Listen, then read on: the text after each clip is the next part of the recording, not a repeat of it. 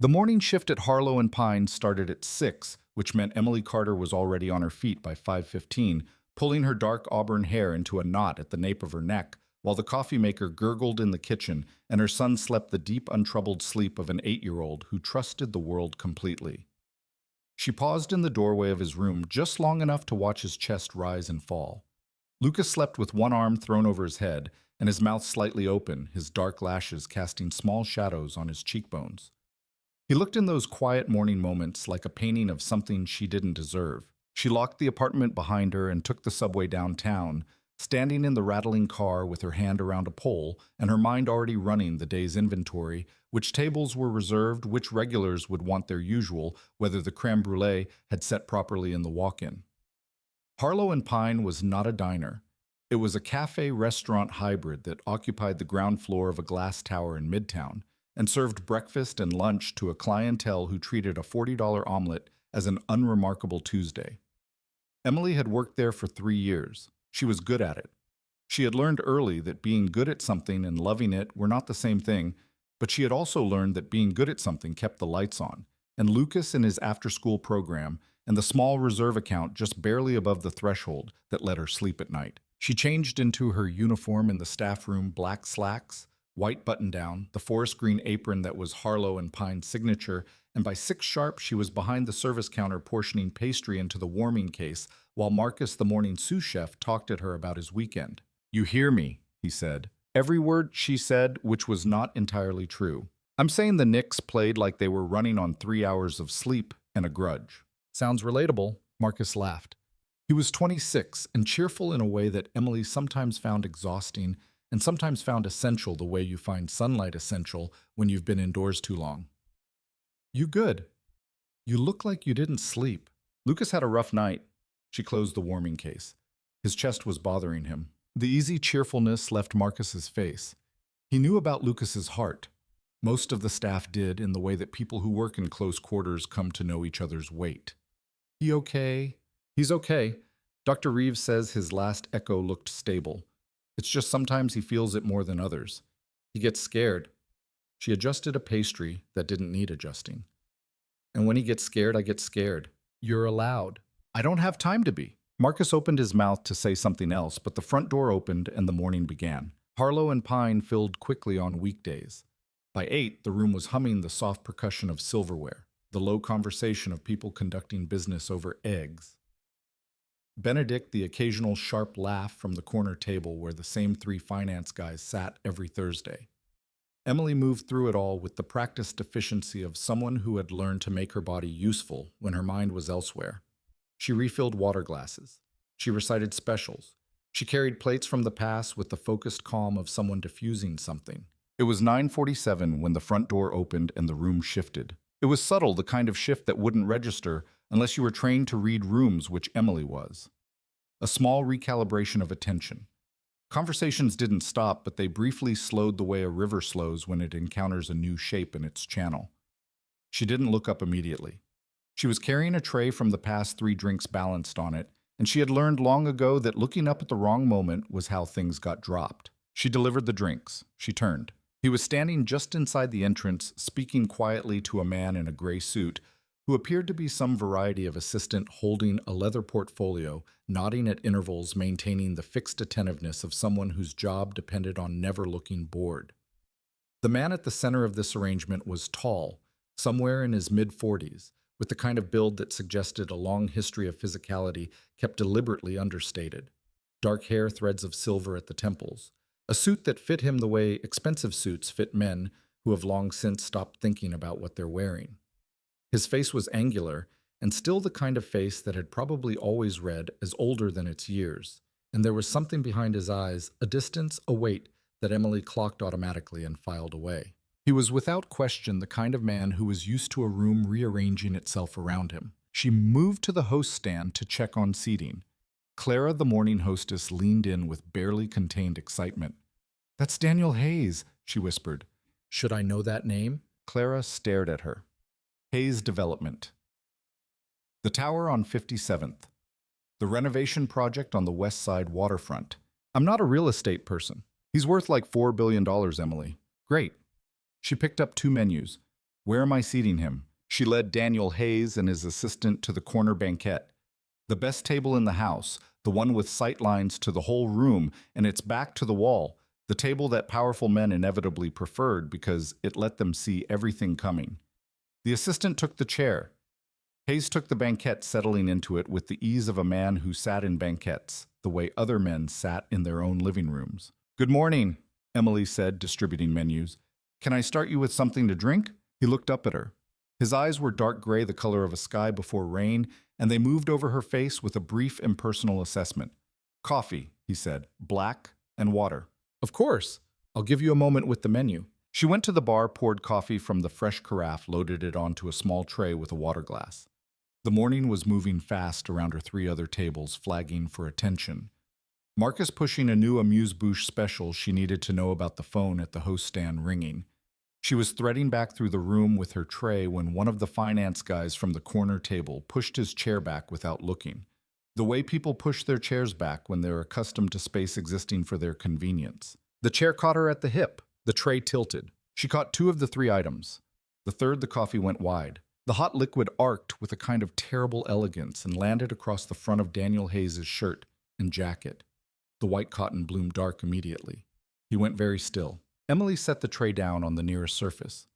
"I'm so sorry," she said, and she was already reaching for the folded linen she kept tucked at her apron, pressing it to the fabric with practiced hands.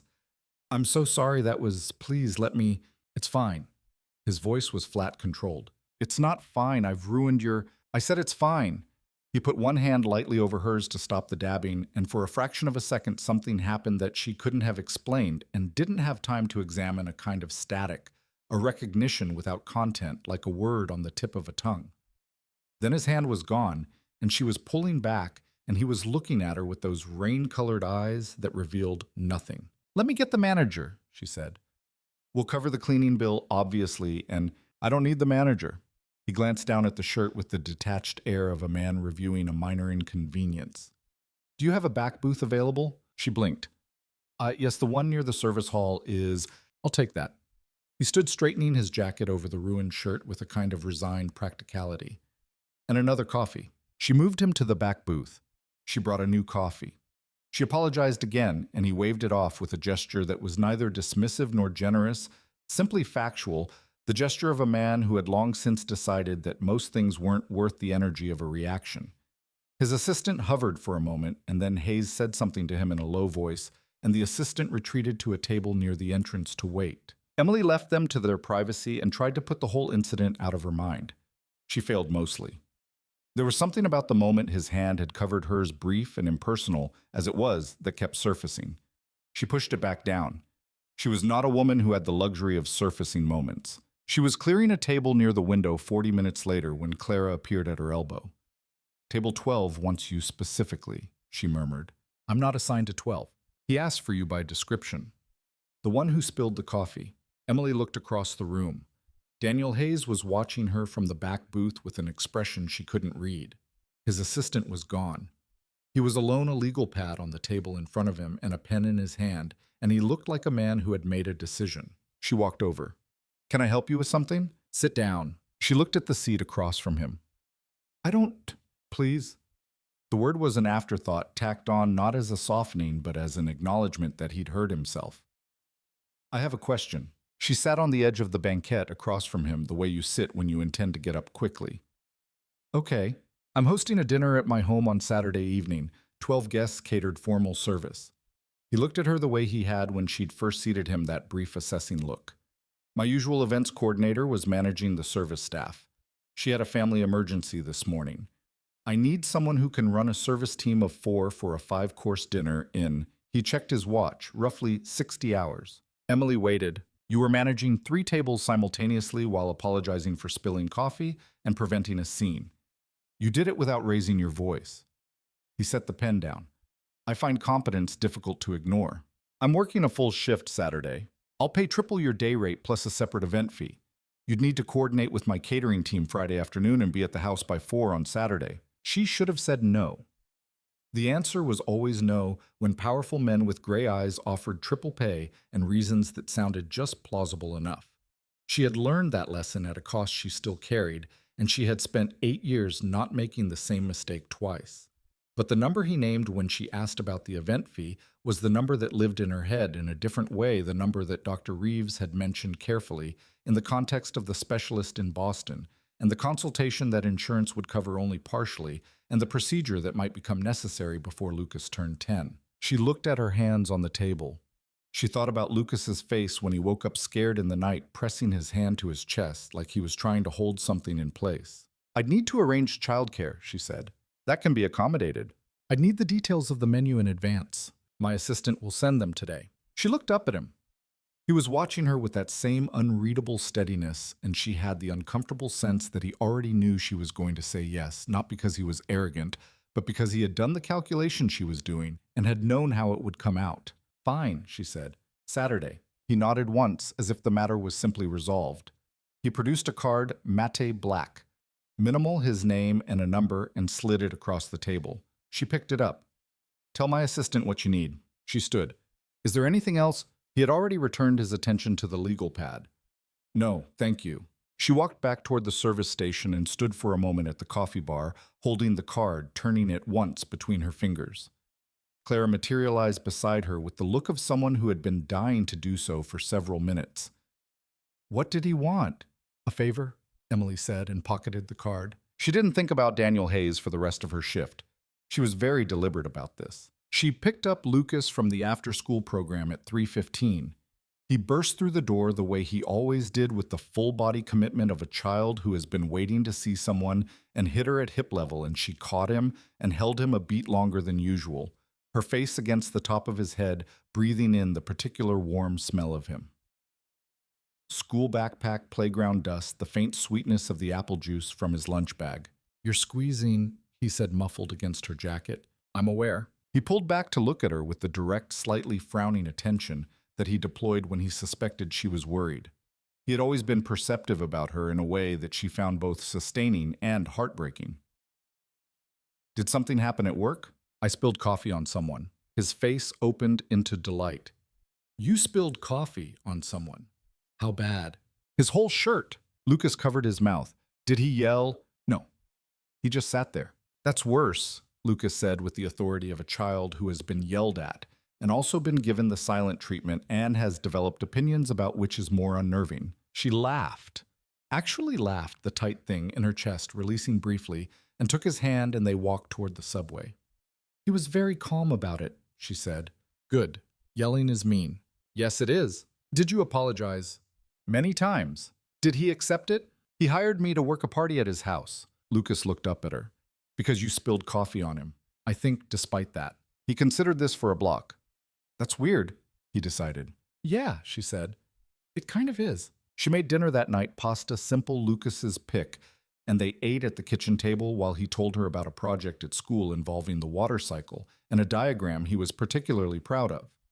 She listened with her whole attention, the way she always did, because his voice was one of the 2 or 3 things she had learned to be completely present for, and because in the evening hours after a long shift, the act of listening to him was the only thing that reliably dissolved the static in her head. After he was in bed, she sat at the kitchen table with the black card in her phone.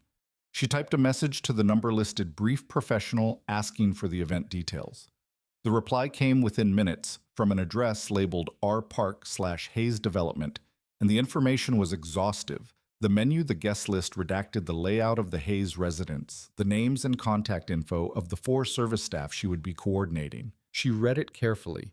Then she looked at the card again, at the name printed in clean sans serif, type Daniel Hayes. She put the card in the kitchen drawer beneath the phone charger and the takeout menus and the folded piece of paper where she kept emergency numbers. She closed the drawer. She turned off the kitchen light. She was halfway down the hall when she stopped. There was something about the name. Not the name itself. She had known who Daniel Hayes was by the time she left work, had done what any reasonably cautious woman does when handed a stranger's business card, which was search the name and spend 12 minutes reading. CEO of Hayes Development Group. One of the most significant real estate operations in the Northeastern Corridor. Widower, his wife, Miriam Hayes, had died 5 years ago under circumstances described in the coverage as a tragic accident, the details of which remained vague in a way that had generated some amount of speculation. 45 years old. No children. It wasn't the name. It was something else. Something about the stillness of him, the flat effect, the way he had looked at her with those gray eyes that were both focused and somehow absent, like a man looking through a window rather than at one. She had the sense, and she recognized it as irrational, and she pushed it firmly aside that she had seen that face somewhere. Not Daniel Hayes, the public figure. Not the man in the coverage photos always shot at a distance, always slightly turned away from the camera. Something older and less formal. Something from a part of her life she had spent a significant effort not revisiting. She went to bed. She stared at the ceiling for a while. She told herself she was tired and being strange, but the feeling didn't leave. It settled instead the way uneasy things do just below the surface, and it was still there in the morning when she woke. She was reviewing the Friday afternoon logistics with the Hayes catering coordinator, a brisk woman named Sandra who communicated with the efficiency of someone who had been running rich people's events for long enough to find the rich people themselves largely irrelevant when she passed through the main reception hall of the Hayes residence and found herself stopping. The house was extraordinary in the particular way of old money renovated with new, a 4-story townhouse on East 72nd, all limestone and dark wood, the bones of a previous century wearing the restraint of the current one. The reception hall had high ceilings, herringbone floors, and a single enormous painting above the fireplace, abstract contemporary blue and gray that was probably worth more than Emily's apartment building. There were photographs on a side table, silver-framed. Sandra was already 3 steps ahead of her, talking about the placement of the wine service, and Emily took a moment, just one, to glance at the photographs. They were what you'd expect a man at a podium. Corporate events, the kind of images that constitute a public life.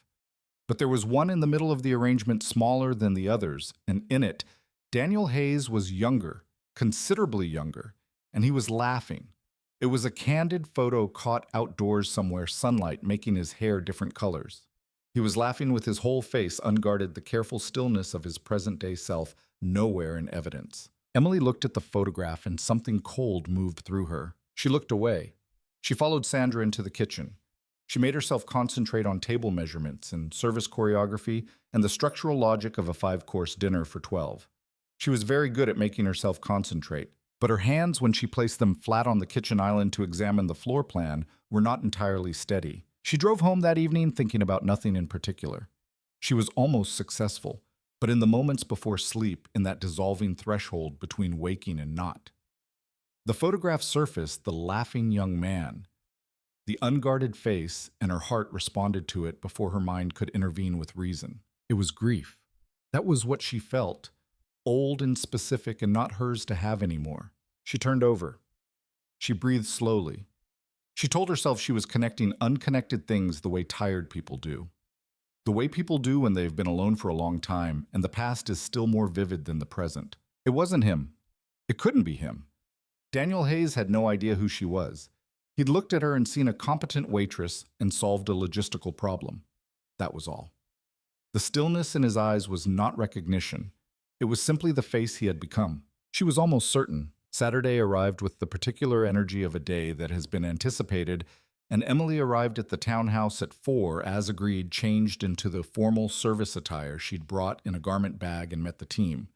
The 4 staff, Jerome, Katrine, Will, and a quiet young woman named Bess, were professional and easy to direct, and by 5:30 the tables were set, the wine was decanted, the first-course service was staged. The guests began arriving at 7. Emily managed the reception from the service corridor, watching through the pass-through, directing the team with small gestures and low words. Hayes received his guests in the reception hall with the controlled warmth of a man who had been doing this his whole life. Handshakes, brief embraces, the practiced ease of formal sociability. He was in that context an entirely coherent picture, a man in his house among his people. It was during the 3rd course that he appeared at the kitchen door. "How's it going?" he asked.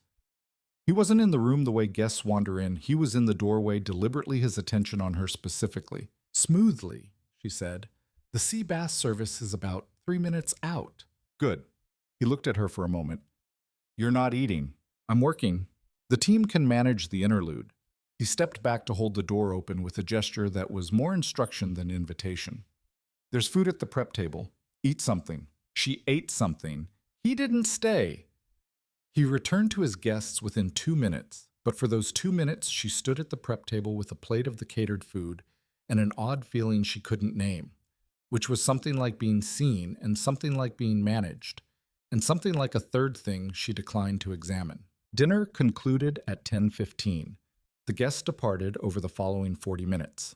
Emily oversaw the clear-up, tipped the team from the cash envelope Hayes's assistant had left, and was packing her bag in the service entry when she heard his footsteps on the kitchen tile. "Good work tonight," he said. "Thank you. The team was excellent." He nodded. He was still in his dinner clothes, but his tie was loosened, which was the first time she had seen anything on him out of place. He poured himself a glass of water at the kitchen sink and stood with his back to the counter looking at her. "What does your son do on Saturday nights?" She went still. "I'm sorry, you said you needed to arrange childcare. I assume you have a son." She looked at him.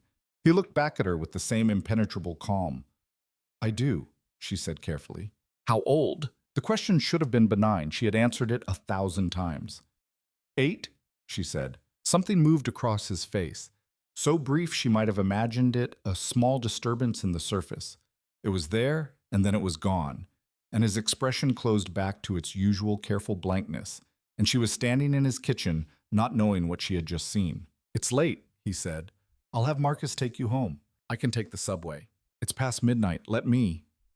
His voice had the same flat certainty it always did, but there was something underneath it, something she hadn't heard before. Not exactly urgency, something quieter. "Please." She accepted the car. She sat in the back of a black town car driven by a man named Marcus, who wore a flat cap and played jazz softly and didn't attempt conversation, and she watched Midtown slide past the window and thought about the expression on Daniel Hayes's face when she'd said 8. She had been reading people in tight quarters for her whole adult life.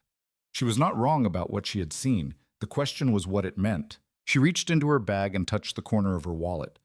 Inside was a photograph she had carried for 8 years, Lucas, at 2. At the beach, squinting into the sun with that characteristic frown that was somehow already him. She had a dozen better photos now, hundreds. She kept this one because it was the oldest and because it reminded her of who they had been at the beginning, just the two of them, when she had still been raw and frightened and very clear about the choice she had made. The car pulled up to her building. She got out. She stood on the sidewalk for a moment, looking up at the window where the nightlight glowed in Lucas's room. 8 years was a long time. She had chosen silence for reasons that had seemed at the time completely sufficient.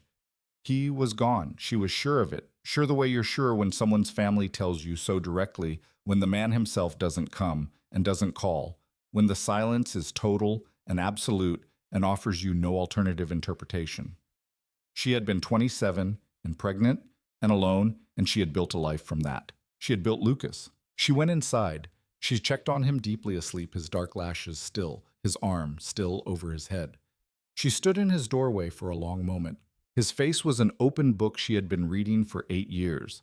She knew every line of it, and she knew standing there in the dark apartment on East 4th Street that what she had been quietly refusing to acknowledge for 3 days was true. She knew whose face it was that lived in Lucas's quiet and certain as a watermark. She had been hoping she was wrong. She was not wrong. She went to her room and sat on the edge of her bed in the dark and pressed both hands flat against her knees and breathed slowly the way you breathe when the thing you've been running from catches up with you and you find unexpectedly that you are still standing. Outside the city made its noise. Lucas slept. She sat with the truth until it was simply true. Then she got up, washed her face, and went to bed. She had work in the morning. She had always had work in the morning. That was the only plan she had. She called Mrs. Okafor in the morning, the retired school teacher downstairs who sometimes watched Lucas, and asked her in a careful voice if she might be available the following weekend, not this weekend, just as a general question. Mrs. Okafor said yes. Emily thanked her and hung up and stood in the kitchen with her hands wrapped around her coffee cup, looking at nothing. What she was looking for, what she had been looking for since Friday afternoon, since the photograph on the side table, was an exit. Some route by which she could gracefully withdraw from the event coordinator role, cite a scheduling conflict hand Hayes's assistant, a polished apology, and return to the life she had carefully constructed. The route existed. It was the sensible choice. But the specialist in Boston was named Dr. Warren Chen, and his office had sent a follow-up after the preliminary consultation, a letter with phrases like watchful monitoring and anticipatory intervention window and recommend evaluation before age 10, and Lucas would be 9 in February, which was not far. She was not a woman who confused sensibility with survival. She sent a message to Hayes's assistant confirming that she was available for any additional events over the next several weeks and received a reply within 15 minutes, confirming a standing arrangement at a rate that made her briefly sit down. That was Sunday. By Wednesday, she had met with the assistant, reviewed the upcoming calendar. Hayes hosted regularly. It turned out small dinners and working lunches and one larger event at the end of the month, and established herself as the reliable, efficient, completely professional figure that she intended to remain. She wore her competence like armor. She had been doing this for years. She saw Hayes himself only briefly on Wednesday, passing through the kitchen corridor while she walked the layout with Sandra. He nodded at her. She nodded back. Whatever had passed between them in the kitchen Saturday night, he gave no sign of it now. He was the CEO again, controlled, contained, the weight behind his eyes turned inward as always. She was the events coordinator. The arrangement was clean. It was clean until Thursday when Lucas got out of school early due to a water main issue and Emily's backup childcare fell through, and she had no choice but to bring him to the townhouse for the 30-minute meeting that couldn't be rescheduled. "He's very well behaved," Sandra said, looking at Lucas where he sat at the kitchen island with a juice box and his school library book reading with the focused solemnity of a child who takes books seriously. "Don't tell him that," Emily said. "He'll take it as a challenge." She was in the middle of reviewing the floor plan for the end-of-month dinner when she heard the front door open and Hayes's voice in the reception hall. He was early, or she was running long. Either way, the timing was wrong. She heard his footsteps on the herringbone floors, and then they stopped. She came out of the dining room and found him standing at the entrance of the kitchen corridor looking at Lucas. Lucas looked up from his book.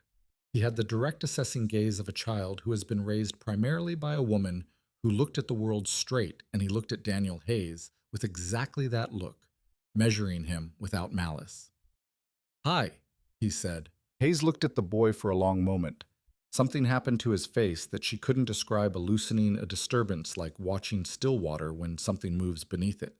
He said hi, and his voice was different from how it usually sounded, quieter, less controlled. "I'm Lucas," Lucas said. "I know." Hayes crossed to the island and sat on the stool beside him with the easy physicality of a man who did not stand on ceremony in his own kitchen even when company was present. He looked at the book. "What are you reading?" "Island of the Blue Dolphins." Lucas held up the cover with a small, proud gesture. "It's about a girl who gets stranded on an island alone for 18 years. Is she okay?" "Mostly. She makes weapons and hunts and builds a house." Hayes nodded seriously. "Practical. Super practical." Lucas set the book down. "Are you the man my mom spilled coffee on?" Emily in the doorway closed her eyes briefly. "I am," Hayes said, and there was something almost warm in it. She was really sorry. She was. She apologized very professionally. "Did the shirt come out?" "It did not." Lucas made a face of genuine sympathy. "I'm sorry about your shirt." "Thank you, Lucas." Emily pushed off the doorframe and crossed to the island. "Okay," she said, with the firm pleasantness of a parent who is steering. "We should finish up and let Mr. Hayes—" "Stay," Hayes said. He wasn't looking at her. He was looking at Lucas with that same unreadable expression, that something moving below still water look. "Take the time you need." A beat. "There's no rush." She stood very still for a moment. Then she said, "Thank you," and returned to the dining room and the floor plan and the work that was in front of her. But she could hear them through the doorway, the low back and forth of a man and a boy, finding their conversational footing, the occasional specific laugh from Lucas that meant he had found something genuinely funny as opposed to politely funny. She pressed her fingertips to the table. She was careful. She was always careful. But she was listening, and her heart was doing something she had no language for, something that was not hope and not dread, but lived in the same neighborhood as both. When she came out to collect Lucas 20 minutes later, he was showing Hayes a drawing he'd made at school, a diagram of the water cycle, the one he'd been telling her about, rendered in pencil and orange crayon with labels in his careful block printing. Hayes was examining it with what appeared to be genuine interest, asking about the arrows and whether the numbers represented something. "The numbers are my idea," Lucas said. "They show which step happens most often. Evaporation is number 1. "Good hypothesis," Hayes said. "You test that with data." "I know." Lucas said happily. My teacher said so too. Emily put her hand on Lucas's shoulder. Say goodbye. Bye, Mr. Hayes. A pause. Is it okay if I come back sometime? Mom's going to be here a lot. Hayes looked up at her. Something quiet and irrevocable passed through his expression. Yes, he said. That would be fine. In the car home, Lucas talked without stopping for 11 blocks, mostly about the water cycle diagram, and partly about what a good listener Mr. Hayes was. He actually asked real questions, Mom, not just yes, no questions. And Emily sat beside him and listened and said the right things at the right times, and was very quiet inside the way you are when you're holding something heavy and cannot yet put it down. She did not know what Daniel Hayes knew or suspected. She did not know what the photograph had meant, or the expression in the kitchen on Saturday night, or the look on his face when he had first seen her son. She did not know what she was going to do. She knew only that the life she had built on a deliberate silence was developing cracks the way all constructed things eventually do, and that the boy sitting beside her in the back seat talking about evaporation and hypothesis with his school library book on his lap was the thing she could not allow to break. Whatever came next, that was the fixed point. Everything else was negotiable. She held that thought, and she held her son's hand, and she watched the city pass outside the window, and she prepared herself in the way she always prepared herself for whatever was coming. Because something was coming. She had known it since the moment the coffee landed on his shirt. She just hadn't known yet what shape it would take. The next morning, she woke before the alarm and lay in the dark listening to the radiator tick. In her mind, she ran through the facts, the way she sometimes ran through closing tasks at the restaurant. Methodical without effect, one item at a time. Fact, she had encountered Daniel Hayes by accident. Fact, she had taken a paying arrangement that she had needed and still needed. Fact, her son had now met the man who was in some biological sense his father, and they had talked about evaporation and had a fine time, and the world had not ended.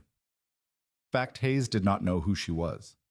As far as she could tell, as far as she could afford to believe, he had hired a competent events coordinator and nothing more. Fact, harder to look at, she was not certain this would remain true. She had been 27 when she last saw Daniel Hayes. 27.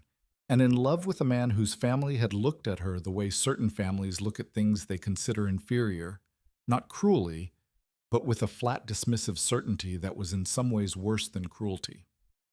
She had been a waitress then too, working her way through a management program at a culinary school she could barely afford, and Daniel had been 29 and already at the beginning of something large. His mother, Margaret Hayes, had made her position clear in a single conversation over tea in a room Emily could still describe down to the curtain color. The conversation had been impeccably polite and completely merciless. 2 weeks later, there had been the accident. She had heard about it through a mutual contact, a car, black ice, a bridge in Connecticut. He had survived, but there had been a head injury. She had been told, memory disruption. The recovery would be long.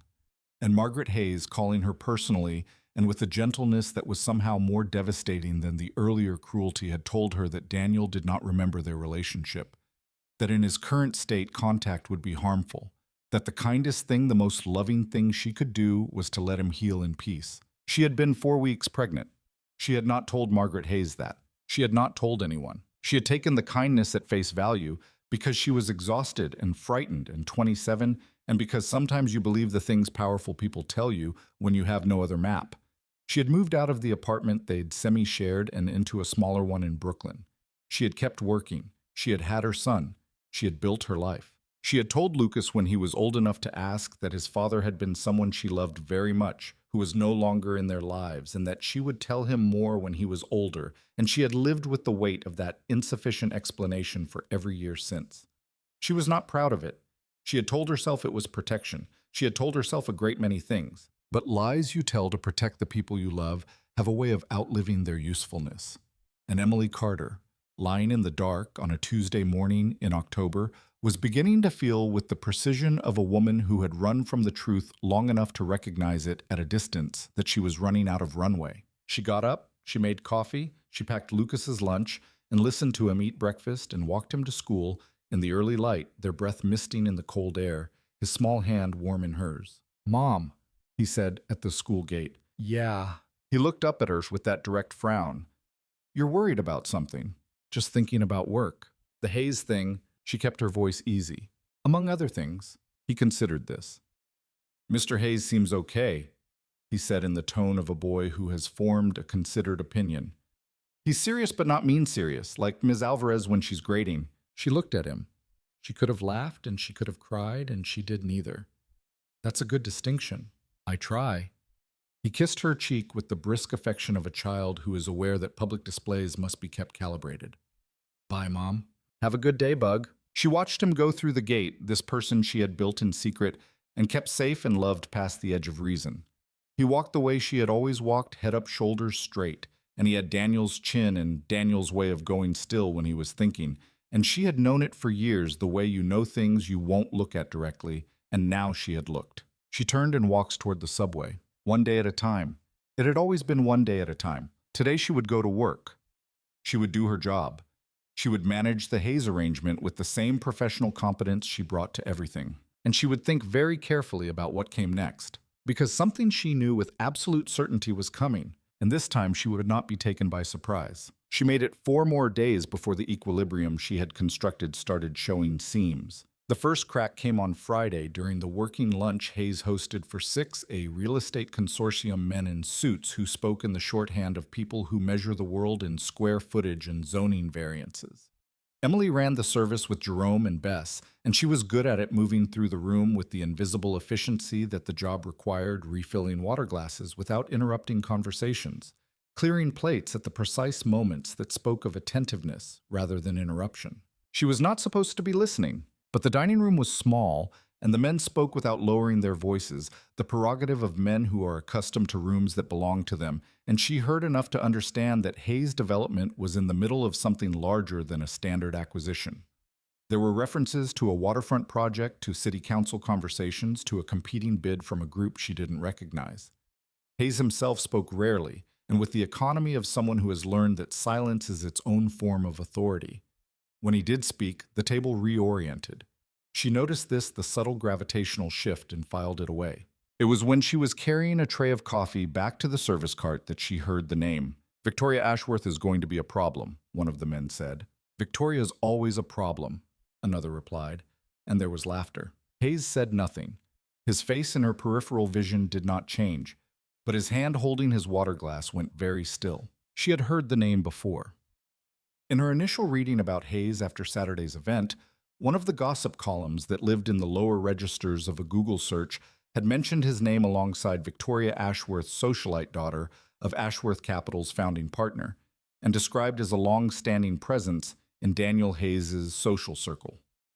The column had implied with the arch imprecision of its genre that the relationship was more than collegial. Emily put this information away in the same place she was putting everything that was not directly relevant to her job, which was a place she was running out of room in. After the lunch concluded and the guests were gone, and she was in the kitchen supervising the clear-up, Hayes appeared in the doorway again. He did this, she had noticed, appeared at the kitchen door at the end of events not to supervise, but in the way that people appear at the edges of rooms when they're not sure where else to be. Good service, he said. Thank you. A pause. Jerome and Bess were clearing in the dining room, their voices low. Your son, Hayes said. Does he come with you often? She kept her face neutral. That was an exception. My usual childcare arrangement was unavailable. He's welcome, Hayes said. Simple declarative, not an invitation, exactly, more like a fact being established. She looked at him. That's generous. He was no trouble. He looked at the kitchen island at nothing. Smart kid. Yes, she said, and her voice stayed even through an act of will. He looks like... Hayes stopped. Something passed over his face. He pressed his fingers briefly to the bridge of his nose, a gesture she hadn't seen before, and his expression did something complicated and then resolved back to stillness. I meant to say he seems perceptive, for his age. She said he is and waited. He nodded once and left the doorway. She stood at the kitchen island for a moment with her hands flat on the surface and breathed slowly the way you breathe when you have just come close to the edge of something and need to establish that the ground is still under your feet. He looks like he had stopped himself. He had pulled back from the edge of whatever he'd been about to say. She didn't know if that meant he knew or suspected, or was grasping at some half-formed thing that hadn't assembled itself yet. She didn't know if his memory, the memory that Margaret Hayes had told her was disrupted 8 years ago, had given him back anything in the intervening years. She had not researched this carefully enough because she had not wanted to, and now she was paying for the avoidance. She went home. She checked on Lucas. She sat at her kitchen table in the late evening and thought about Dr. Warren Chen in Boston and the consultation letter and the phrase anticipatory intervention window. And she thought about what a woman with better options would do, and she thought about what she was actually going to do. The two answers were not the same. She kept the arrangement. The following Saturday was the large event, 30 guests, a full catered dinner in the ballroom on the third floor of the townhouse, a space she hadn't seen during her initial walkthrough, and which turned out to be magnificent in the particular way of rooms that are rarely used, all dark paneling and candlelight, the kind of room that has been waiting for an occasion worthy of it.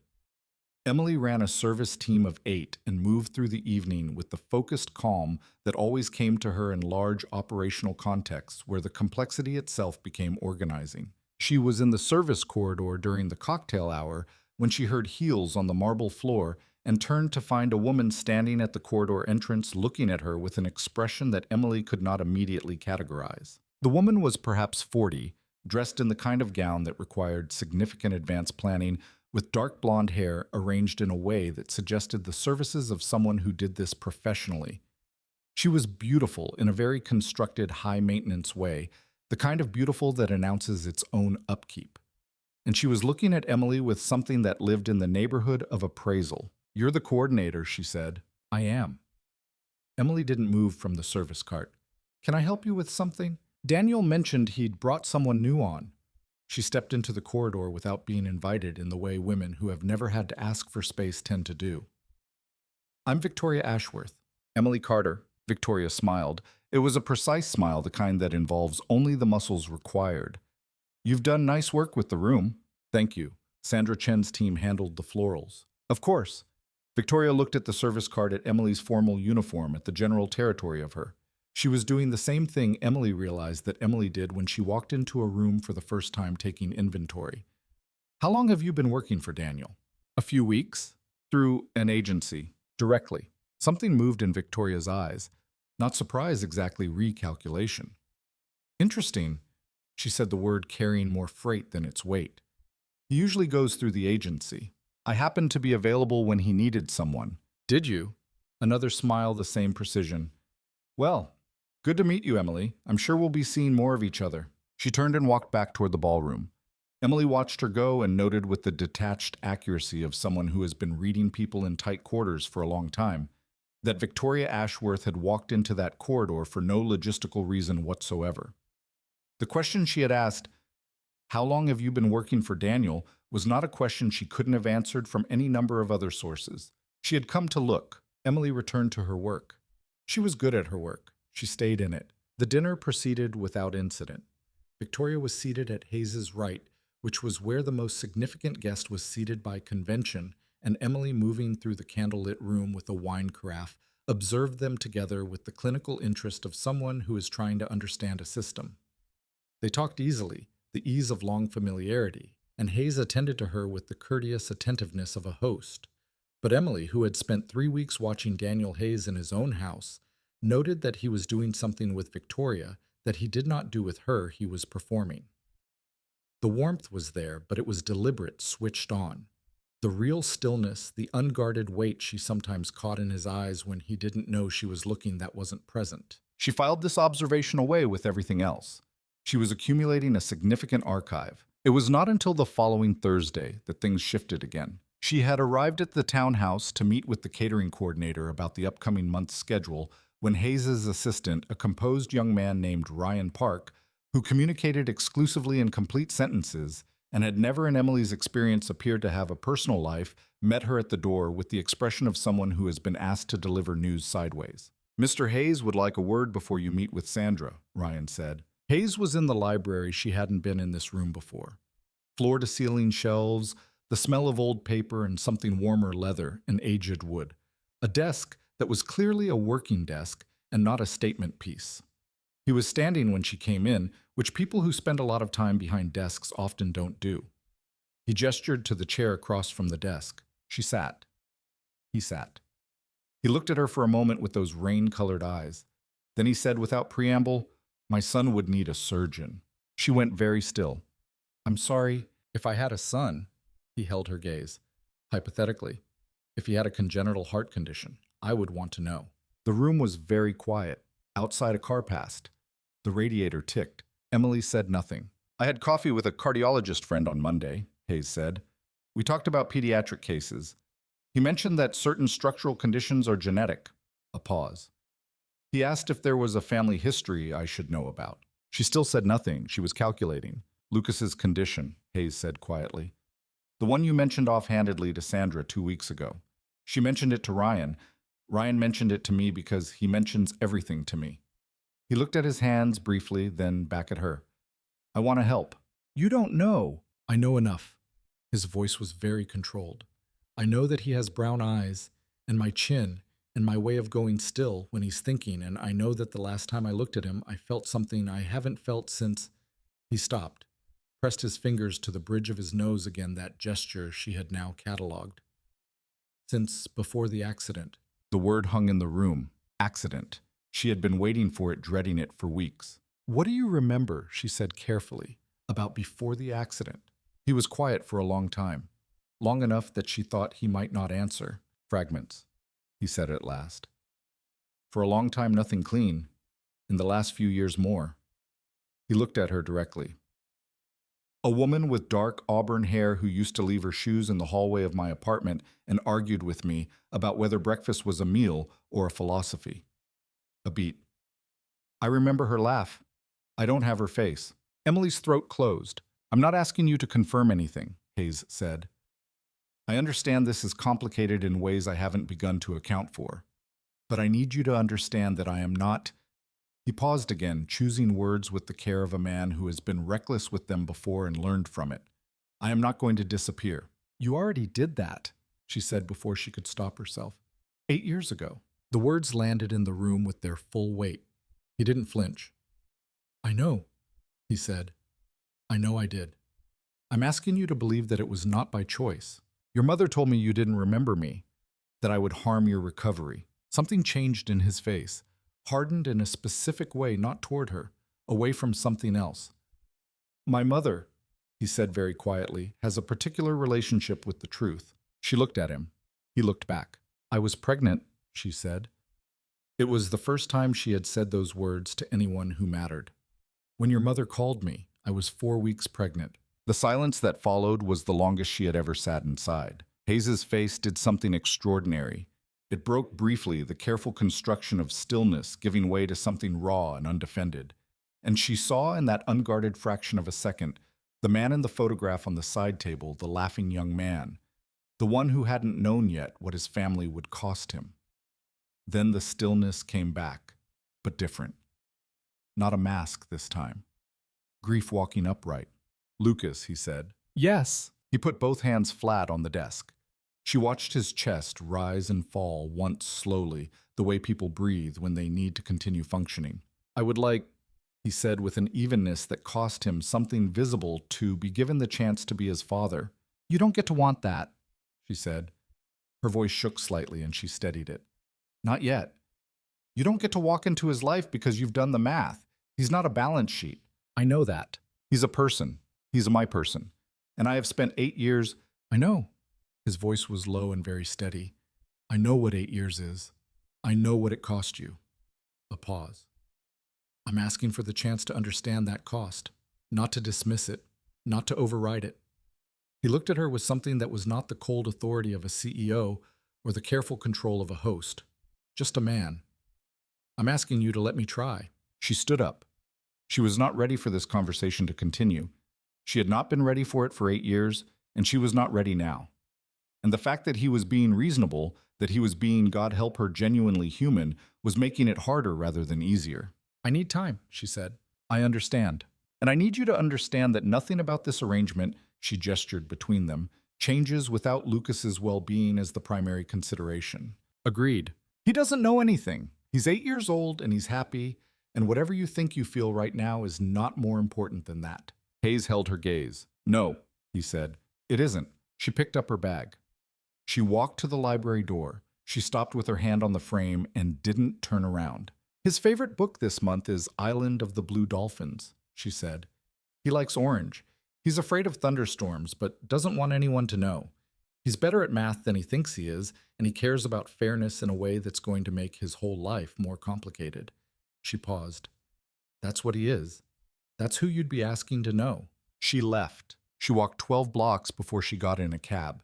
She sat in the back seat with her hands in her lap and her pulse high, and her mind running the same narrow track over and over she had told him. She had told him, and he had not flinched, and he had not made it about himself, and she did not know what to do with a Daniel Hayes who behaved like that. She had spent 8 years constructing a version of his absence that she could live with. He had not come back for her. He had chosen his family's version of events. He had gone on and gotten married and built a life without looking, and that was the version she had carried because the version where he simply hadn't known where he had been robbed of the information the same way she had been robbed of him was a version she hadn't been able to afford to believe. The cab dropped her at home. She paid. She sat on the front stoop of her building for a moment in the October air, the cold clean against her face. He had said since before the accident, I felt something. She had heard he had not forgotten her. Not entirely, not the way she'd been told. She pressed her hands to her knees. She looked at the sky, which was the specific gray of a New York October afternoon, indifferent and absolute.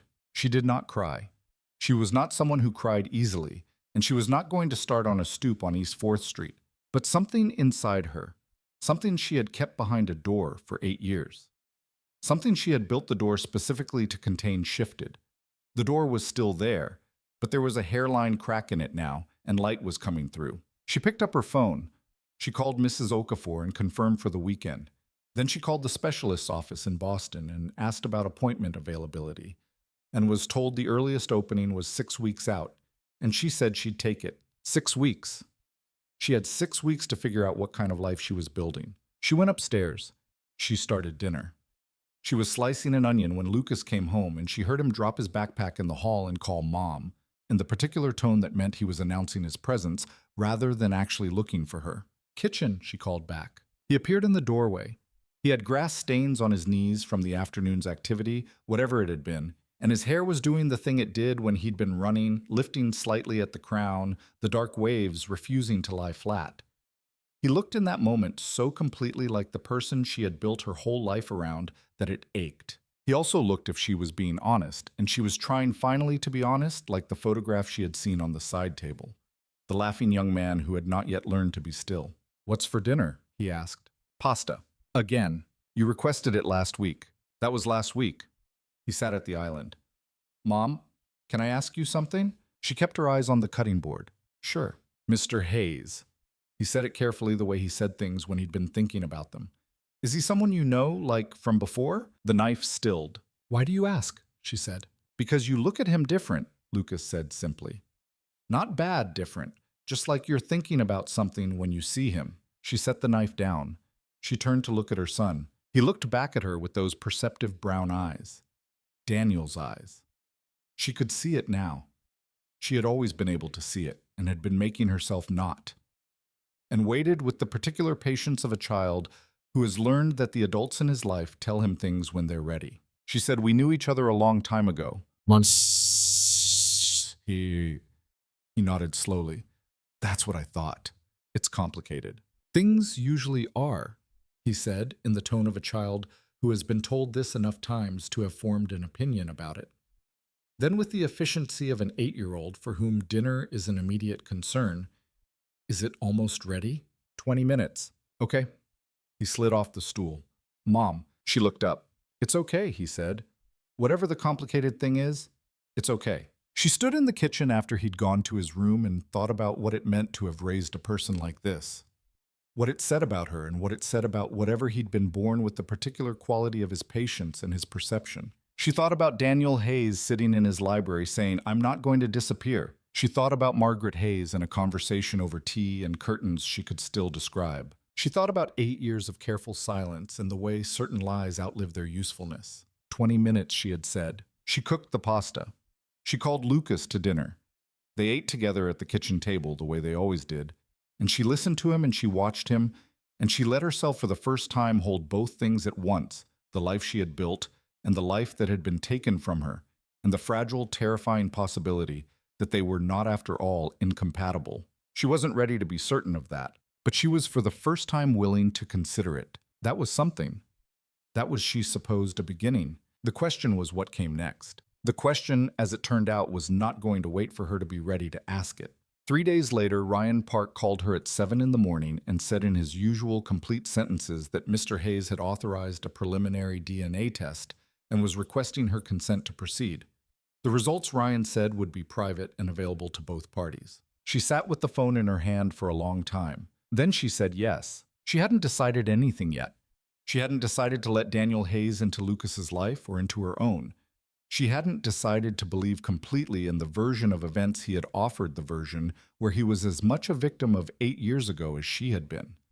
She hadn't decided to forgive Margaret Hayes or to let the anger she had been keeping carefully controlled release itself into something more dangerous. She had decided only that the truth, whatever it was better than the carefully maintained alternative. She said yes, and she hung up the phone, and she got up and made coffee and thought about the hairline crack in the door and the light coming through it. It was not hope exactly, not yet, but it was something. It was a beginning. The DNA results came back on a Wednesday. Ryan Park called at 9 in the morning, his voice carrying its usual measured clarity. He said that the results were available and that Mr. Hayes would like to meet with her at her convenience. He did not state the results directly, which told her everything. If the results had been negative, there would have been no meeting. There would have been a polite email, and the arrangement would have quietly concluded. She arranged for a meeting at 4. She spent the intervening hours at Harlow and Pine moving through her shift with such concentrated efficiency that Marcus remarked she was either in a very good mood or a very focused one, and she said neither and kept moving. She arrived at the townhouse at 4 exactly. Ryan let her in and led her to the library and left without being asked. Hayes was standing at the window. He turned when she came in. He looked different than she had seen him before, not disheveled, not undone, but very close to it. The careful stillness was still there, but under pressure like a surface holding something that wanted to break through. He was holding a single sheet of paper, and he set it on the desk as she came in face down. "You already know," she said. "Yes." She sat down without being invited to. He sat across from her. 99.9%, he said. The lab was very precise. She looked at her hands. "Yes," she said. "He is." The silence that followed was not the terrible silence she had been braced for. It was something else, a kind of settling, two people arriving at the same place from opposite directions and finding each other there. "I want to understand what happened," Hayes said. "I want you to tell me everything from the beginning from your side. Not to argue with it, to understand it." So she told him. She told him about the call from his mother, the careful sympathy, the explanation of his memory disruption.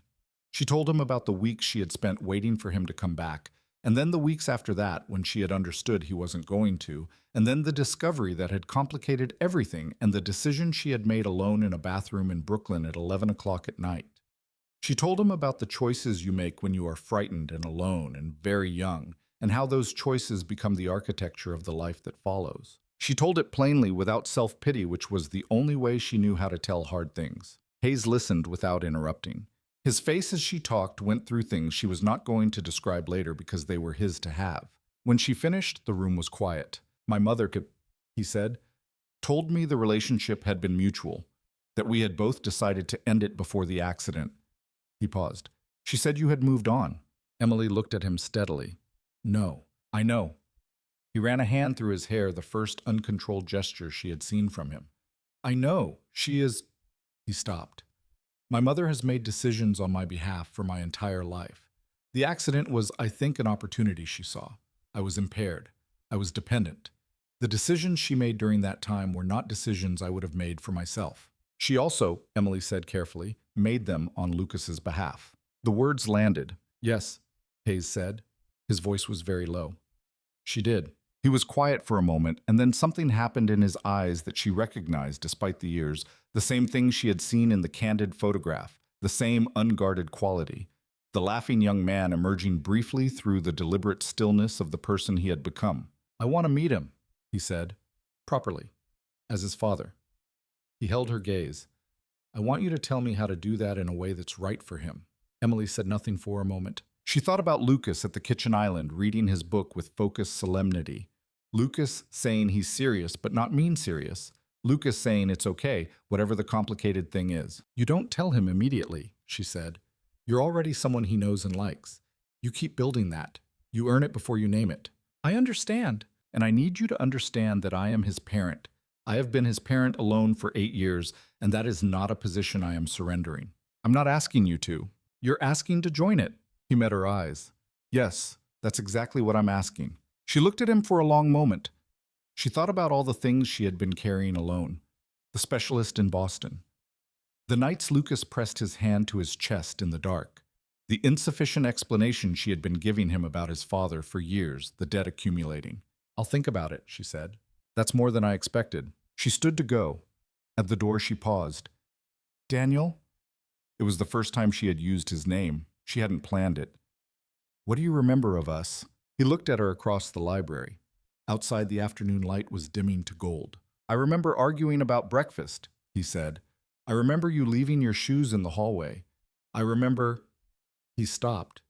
Then more quietly, I remember being happier than I had words for, and then waking up from something and having the feeling that I'd lost it without knowing what it was.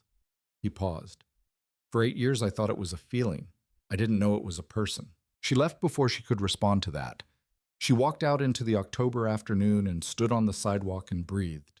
The light was doing something beautiful in the gap between the buildings, that golden hour quality that Manhattan got briefly in autumn before the winter closed in. She walked. She walked for a long time, not toward anywhere in particular, letting the city be around her.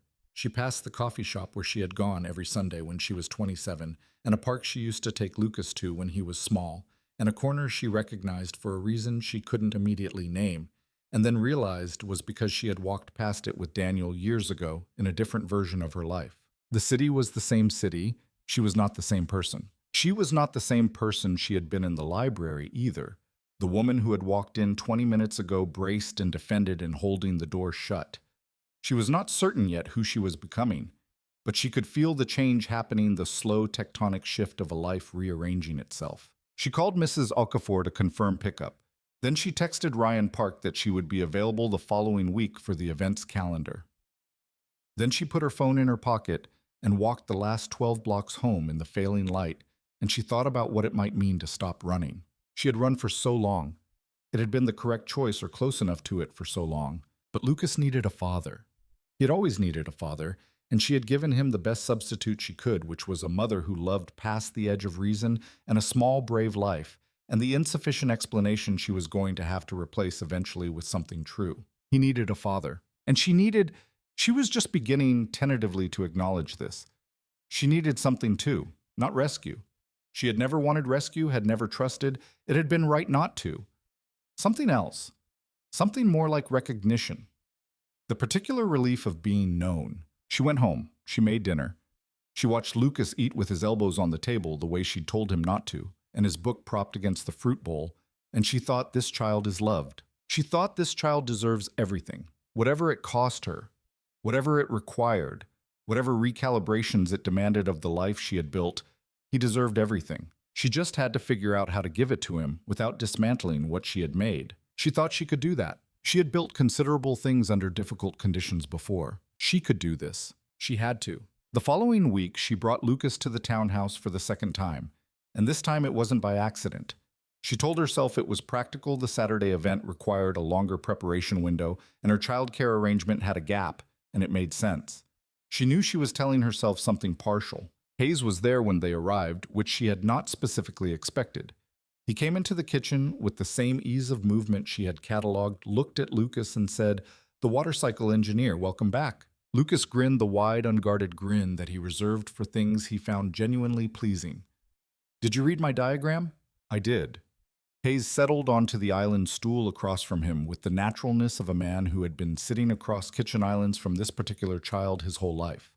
"Your evaporation hypothesis. I pulled the data." Lucas sat up straight. "What data?" "NOAA precipitation records for the eastern seaboard, 12 years. "Ennis, your hypothesis was directionally correct. Evaporation accounts for roughly 60% of the water cycle's input across most temperate zones." He slid a tablet across the island. "I had Ryan pull the charts."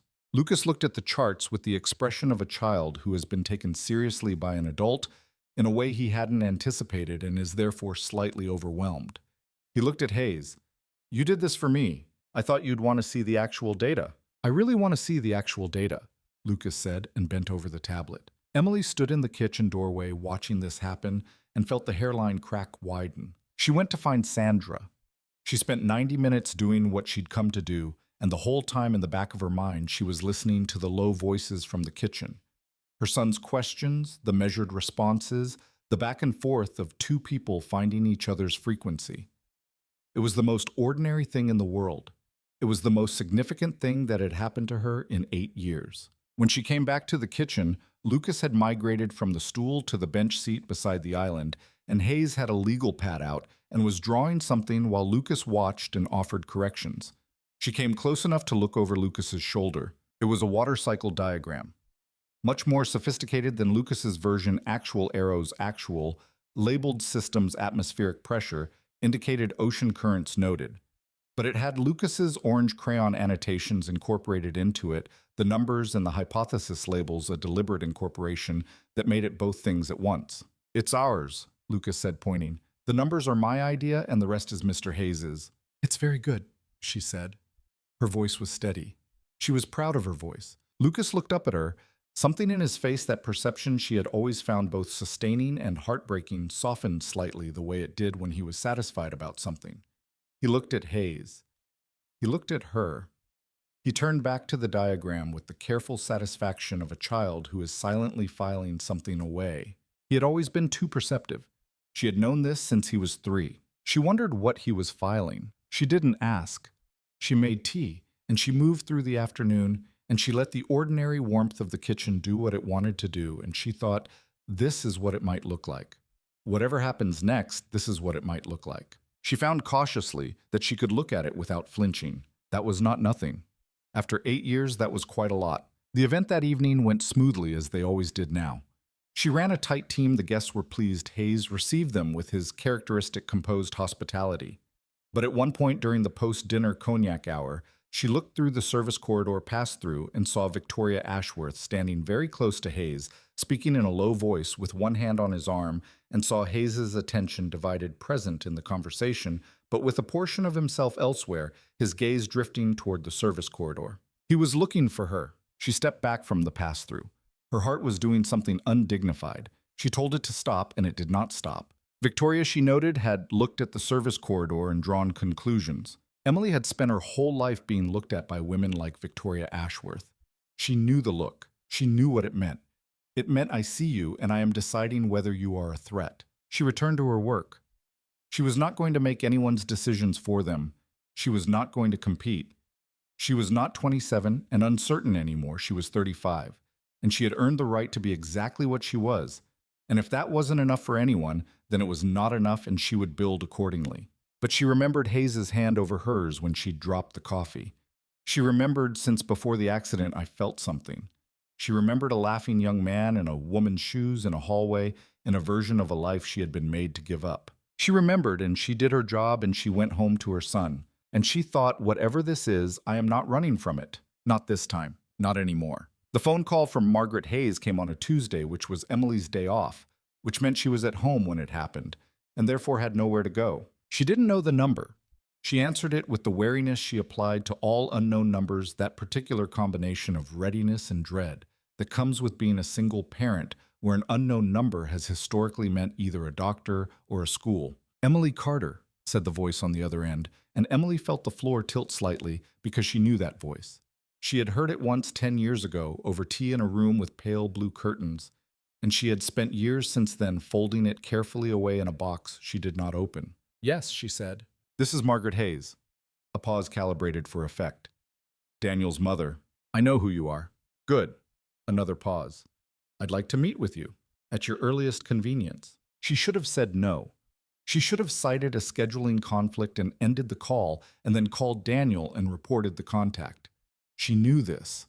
She was not 27 anymore, and Margaret Hayes no longer had the power to frighten her with well-mannered certainty. But she said yes. She said yes because she had spent 8 years with a version of events that had been handed to her by this woman, and she wanted to look at Margaret Hayes across a table and let the woman see who she had become and understand what had been done. They met at a hotel on Park Avenue, Margaret's choice, which was its own statement. The lobby was all marble and hushed formality, the kind of space designed to communicate that certain conversations are conducted at a certain register. And Margaret Hayes was already seated when Emily arrived in a low chair by the window, wearing the kind of quietly expensive clothing that erases itself. She was in her early 70s and had aged in the way that certain disciplined women age. The architecture still strong, the maintenance evident, the eyes exactly as sharp as they had always been. She looked at Emily with those sharp eyes as Emily sat down, and Emily looked back steadily. "You look well," Margaret said. "Thank you. Daniel tells me you've been working for him." She lifted her coffee cup without hurry. "An unusual arrangement. He needed an events coordinator. I needed the income." Emily kept her hands folded on the table, composed. "I assume that's not what you wanted to discuss?" "I want to discuss what you intend." "What I intend regarding what—" Margaret Hayes set her cup down with the precise click of someone for whom small gestures have always carried meaning. "You have reintroduced yourself to my son at a particularly sensitive time in his professional life. The waterfront project represents the most significant acquisition Hayes Development has made in 20 years. The board is watching him. His investors are watching him. A personal disruption at this juncture." "Would you like to finish that sentence?" Emily said. "Or would you like me to—" A small silence. Margaret looked at her over the rim of her cup. Something moved in those sharp eyes, recalibration possibly. She had expected a different version of the woman across from her. "I told you he didn't remember you," Margaret said. "I know." That was true, at the time. At the time, Emily said. And after the time. When he began to recover his memories, when fragments of what you had taken from him started returning. Margaret was quiet. "You called me," Emily said, "when his recovery was still uncertain. You told me contact would harm him. You gave me no reason to believe he would ever recover what he'd lost. And you gave me no window to re-examine that situation as his condition changed." She leaned forward slightly. "You made a permanent decision on behalf of two people in a temporary situation, and you kept making it year after year by saying nothing and doing nothing and letting the silence do your work for you. I protected my son. From me, from uncertainty," Margaret said, and there was something in her voice, not defensiveness exactly, but the particular hardness of a person who has been justifying a position for so long that the justification has become its own truth. "You were 27 years old, a waitress. You had no resources, no family connections, no—" "I had your son," Emily said. "Specifically, I had your son's child." The table was very quiet. Margaret's face did not change dramatically. But something tightened around the eyes, a fractional contraction, the face of a woman who had known this was coming and had chosen her response in advance. "The boy," she said. "His name is Lucas." Emily heard the edge in her own voice and chose to keep it there. "He is 8 years old. He has a congenital heart condition that requires specialist care and possibly surgery. He has your son's chin, your son's gray eyes, your son's way of going completely still when he's thinking." She paused. "He is in every sense that matters your grandchild, and you have never met him." Margaret Hayes looked at the table. A long moment. Then, "My son has been in pain for 8 years. "So have I," Emily said. "So has my son in ways he doesn't have words for yet. I made the decision I believed was right. You made the decision that was right for you. For the family you wanted Daniel to have." Emily sat back. "You chose his wife for him, too, didn't you, Miriam? I read about her. Exactly the kind of match a family like yours would engineer." Margaret said nothing. "And she died," Emily said, not unkindly. "I'm not holding that against you. I'm telling you that I am not the 27-year-old you outmaneuvered. I'm telling you that I have nothing to lose in this conversation that I haven't already survived losing." She stood up. "I'm also telling you that if you contact me again before speaking with your son first, I will tell him about this meeting and everything you've done." She picked up her bag. She stood at the table for a moment looking at Margaret Hayes, who was looking at the marble surface with an expression that was many things at once, none of them simple. "He's a good man," Emily said, "despite everything you've handed him." She walked out of the hotel into the October morning and felt the cold air against her face and breathed it in slowly. She was shaking slightly, not from fear, but from the adrenaline of having said all of it out loud to the woman who had taken so much from her. It was a different kind of shaking than she'd expected. Not collapse, release. She stood on the sidewalk for 2 full minutes, then took out her phone. She called Daniel. He answered on the second ring, which she had started to notice was his pattern, with her, specifically a small thing, not meaningless. Emily, your mother called me. A silence. When? This morning. We just had coffee at the Larkspur on Park. The silence that followed was the specific silence of a man assembling things that have suddenly rearranged. She could hear him moving footsteps a door, the quality of the sound changing as he stepped somewhere private. What did she say? He said. She wanted to know what I intend. She paused. She also confirmed that she knew his recovery was progressing, that she knew his memories were returning. She let the silence continue deliberately. Another pause. Longer. I'm going to talk to her, he said. His voice was very controlled. I'm not asking you to manage this for me. I know. I'm going to talk to her because she is my mother, and what she did... He stopped. She heard his breath. What she did to you. What she took from both of us. That is something I need to account for. With her, directly. She said, I told her if she contacted me again without speaking to you first, I'd tell you about the meeting. You just told me about the meeting.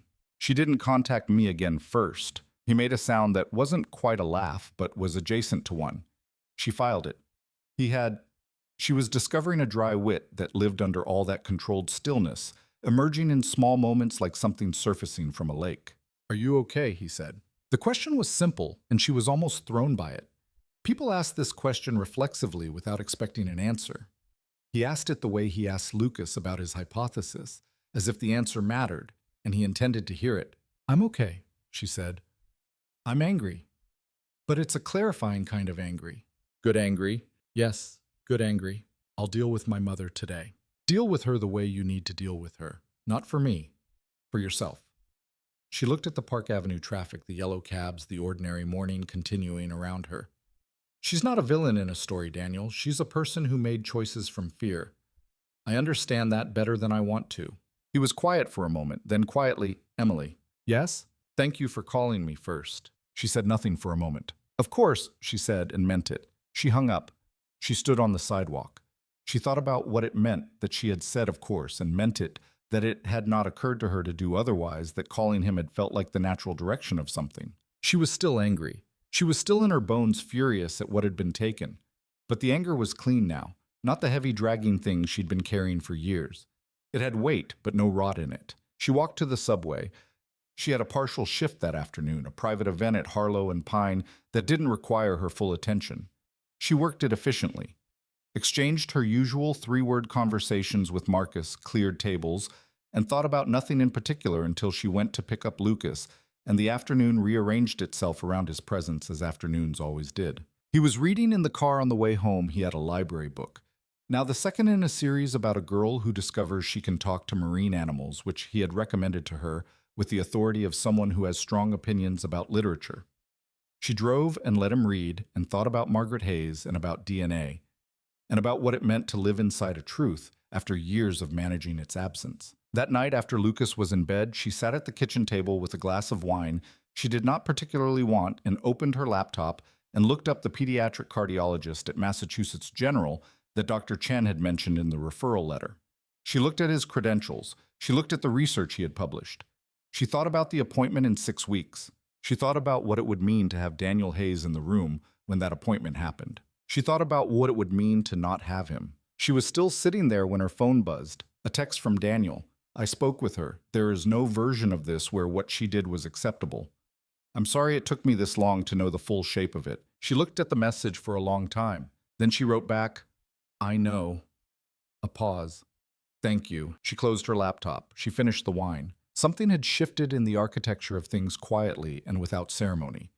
The way the most significant structural changes tend to happen not with noise, but with the slow accumulation of weight bearing differently. She was not ready to name what she was feeling.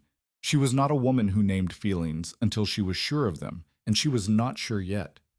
But she was aware with the specificity of someone taking inventory that the defended perimeter she had maintained around herself for 8 years had moved.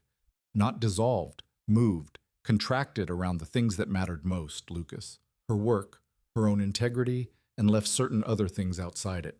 Things like the possibility that Daniel Hayes was exactly what he appeared to be. She was not certain yet, but she was carefully beginning to look. It was the following Monday that Victoria Ashworth made her next move. Emily was at the townhouse for the weekly prep meeting, walking the dining room layout with Sandra, while Hayes was out when Victoria arrived unannounced. Ryan appeared in the dining room doorway with the expression of a man who manages schedules for a living and has just encountered something unscheduled. "Ms. Ashworth is here," he said. "Mr. Hayes isn't in," Sandra said. "I know," Victoria said from behind Ryan. She smiled at Sandra and at Emily with the precise warmth of a woman who has had extensive practice. "I actually came to speak with Emily, if you have a moment." Sandra looked at Emily. Emily looked at Victoria. "Of course," she said. Victoria suggested the sitting room on the second floor, which was another statement that she knew. The house knew where the rooms were, felt entitled to suggest spaces within it. Emily followed her up the stairs and sat in a chair by the window. Victoria took the sofa. The afternoon light was flat and gray, and it made the room look like a stage. "I'm going to be direct," Victoria said, and her voice had dropped the hostess warmth.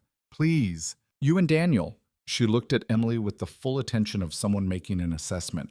"I need to understand what's happening there. He hired me to coordinate events." "That's not what I'm asking." Emily looked at her. "I know." Victoria was quiet for a moment. She was, Emily observed, genuinely uncertain. Not of herself, but of the situation. There was something almost human in it, a woman who had spent a long time in proximity to a man she wanted, and who could feel the ground shifting and didn't understand the shape of the shift. "We've been in each other's lives for a long time," Victoria said. "Daniel and I, since before Miriam. It was always complicated, but consistent." A pause. "He has never looked at someone the way he's been looking at you." Emily said nothing. "I'm not making an accusation," Victoria said carefully. "I'm asking you woman to woman to tell me what I'm actually dealing with." The request surprised her. She had been prepared for Victoria to be entirely what she'd appeared at the service corridor appraisal and management and the territorial calculation of a woman who has marked something as hers. But this was something different. This was a woman who was genuinely, quietly frightened and had decided to come directly at the thing she feared rather than manage it from the side. Emily respected that, even as she recognized it as a risk. "Daniel and I have a history," she said, "a long time ago. Before his marriage, before Miriam. We were together." Victoria looked at her. "We were separated by circumstances," Emily said. "Neither of us by choice." "The accident," Victoria said very quietly. "I always thought there was something he carried from before the accident. Something he never fully explained." "It was me," Emily said. The sitting room was very quiet. "And the boy," Victoria said. "Not a question." Emily held her gaze. "Yes." Victoria looked out the window. A full minute passed. Emily let it. "He deserves to know," Victoria said at last. "He does know. He has for several weeks." Victoria turned back to her. Something shifted in her face. A relinquishment, small but visible, the particular expression of someone releasing a thing they have been holding on to too long and feeling the ache of the release. "I see," she said. "I'm not here to take anything from you," Emily said. "I don't know what Daniel's feelings are in the broader sense. I'm not here to this isn't a competition." "No," Victoria said. "But it is a conclusion." She said it without self-pity, which Emily found she could respect. "I'm not a fool. I've known for years what I was to Daniel and what I wasn't." A pause. "I would have changed it if I could." "I know." Victoria stood. She was composed, the maintenance of it visible but impressive. "For what it's worth," she said at the door, "he is a good man. His family has not always made that easy." "I know that too," Emily said. Victoria left. Emily sat in the sitting room for a while after in the gray afternoon light, thinking about the various shapes that loss took and the various ways people carried it. She thought about Margaret Hayes constructing a life for her son from her own fear of loss. She thought about Victoria Ashworth sitting across from her and choosing honesty over strategy. She thought about herself at 27 making a decision in a bathroom in Brooklyn with insufficient information and the best of intentions. Everyone, she thought, was doing the best they could with the information they had. The tragedy was the information that got withheld. She went downstairs. She finished the prep meeting. She went to pick up Lucas. He was in a particularly good mood that afternoon. They'd had a science demonstration at school involving dry ice, and he described it for 30 minutes with the detailed precision of someone filing a report. She listened and asked questions and laughed at the right parts and carried the lightness of him home with her like something she was responsible for protecting. After dinner, he was doing homework at the kitchen table, and she was washing dishes when he said without looking up from his worksheet, "Mom, is Mr. Hayes going to be around more?" She set down the dish she was holding, carefully. "What makes you ask?" He texted. Lucas held up his phone. He had gotten his first phone at the beginning of the school year, a carefully negotiated concession to third grade and its social demands. He said to tell you he's looking forward to the upcoming event. She stared at her son. He texted you. He asked Ryan for my number. Lucas said this with the satisfaction of someone who considers having an adult's assistant contact information to be a reasonable indication of status. That's... She stopped. When did that happen? Today. He went back to his worksheet. He also said the NOAA dataset has a new entry from last month and asked if I wanted to see it. She turned back to the sink. She stood very still for a moment, her hands in the warm water. Daniel Hayes had gotten her 8-year-old son's phone number from his assistant for the NOAA dataset. She thought about the legal pad diagram, the orange crayon annotations incorporated. She thought about the question asked with the attention of someone for whom the answer mattered. She thought about a father who was learning carefully from scratch how to be present. She dried her hands on the dish towel. That was nice of him, she said. Yeah, Lucas said, already writing. He's pretty cool for an old person. She turned away so he wouldn't see her face. He's 45, she managed. Old, Lucas confirmed serenely. She laughed, and it was the right kind of laugh. The kind that comes from a place that is warm, rather than complicated, the kind that has no weight to it. She had not laughed like that in a long time. She was beginning to think carefully, and without committing herself too firmly, that she might do it again. The appointment call from Dr. Chen's office came on a Thursday morning, and it was not the 6-week-out booking she'd been holding. It was cancellation backfill. Could she make it to Boston the following week? They had a slot on Wednesday. Dr. Chen had reviewed Lucas's most recent echo and wanted to see him sooner rather than later. She said yes before she'd finished processing the sentence. She hung up and sat very still at the kitchen table. The apartment was quiet. Lucas was at school, the morning light flat against the window, everything ordinary and at the same time tilting slightly. Sooner rather than later. She made herself breathe. She pulled up the email with the referral information and read it again, parsing the language as she had the first time. Watchful, monitoring, anticipatory intervention window. Recommend evaluation before age 10. Language that was careful but pointed. Language that created a container for a possibility she had been managing for months by refusing to fully look at it. She called her shift manager at Harlow and Pine and arranged coverage. Then she sat with her phone in her hands and thought about what she was going to do next. What she was going to do next was call Daniel Hayes. She hadn't decided to do this exactly. It arrived without ceremony, the way the right decisions sometimes do not, as a conclusion after deliberation, but as an awareness that a direction has already been chosen, and she is simply acknowledging it. She called him. He answered on the second ring. Emily. Dr. Chen has an opening next Wednesday, she said. Boston. He wants to see Lucas sooner. A pause. She could feel him absorbing this, the particular quality of his attention that she had learned the way still water absorbs sound. How are you? Processing. Can I come? She had known he would ask. She had known calling him that the call would lead here. She had called him anyway. Lucas doesn't know who you are yet, she said. Beyond Mr. Hayes. I understand that. He's 8. He doesn't need to process his heart and his father in the same visit. No, Daniel said. He doesn't. I could come as what I am, his mother's employer, a person who is interested in his well-being. A pause. I could come and wait in the waiting room. You'd wait in the waiting room. I would wait in the waiting room for as long as necessary. His voice was very level. And I would be there in the building if you needed anything. She thought about the last time she had taken Lucas to a medical appointment, alone, the waiting room, the forms, the moment before the doctor comes in, when the air in the room changes, and you are sitting with a child in a fear and nowhere to put it except back down inside yourself so he can't see it. Okay, she said. Wednesday. She heard him exhale, small, controlled. I'll arrange the car and a hotel if you want to stay over. I might want to stay to let Lucas rest before the drive back. I'll handle it. A pause. Emily, he's going to be okay. You don't know that. No, he said, but I believe it. And right now, that's what I have to offer. She looked at the kitchen window, the flat October light. Thank you for picking up. Always. She called Mrs. Okafor to explain the school absence. She called Lucas's school. She spent the rest of the morning doing the logistics that scared things, require the practical layer that keeps you from being consumed by the emotional one. And by the time she picked up Lucas that afternoon, she had everything arranged and her face was composed.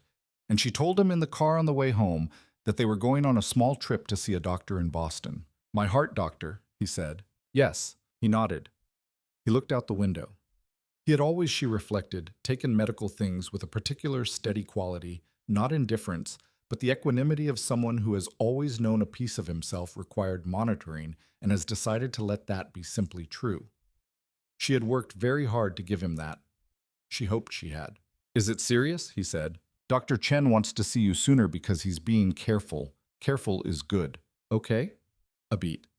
"Will we get to see the ocean?" "Maybe, if there's time." "I'd like that," he said, and returned to his book with the adaptability of a child who trusts the adult beside him to manage the things he can't see. She drove home and thought he trusts you, and thought don't let him down. She had been telling herself this for 8 years. It had not become less true. Wednesday came. The car Daniel sent was quiet and comfortable, and Lucas fell asleep in the back seat for the first hour of the drive, his library book open on his lap, his small face relaxed. Emily sat beside him and watched the New England landscape open up outside the window, the trees bare now, the sky an uncompromising gray. Daniel had arranged to drive up separately. He was in the waiting room when they arrived. She had texted him from the car, and he stood when they came in with the careful composure of a man who has rehearsed this moment and still finds the reality of it larger than the rehearsal. Lucas saw him immediately. "Mr. Hayes," pure surprise, and then with the social agility of a child, "Are you sick too?" "No," Daniel said. He crouched to Lucas's level, a physical instinct she watched with something she couldn't name. "I happen to have business in Boston. Your mom mentioned the appointment. I thought I'd come and—" A pause. "Wait." Lucas looked at him seriously. "You came all the way to Boston to wait." "I did." Lucas considered this. "That's very far to wait."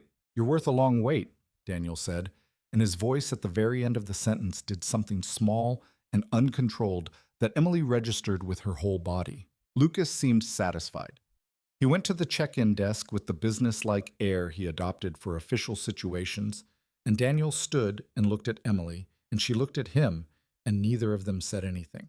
There was nothing to say that was adequate. She was grateful for that in the way you're grateful when the moment is larger than language. The appointment was an hour.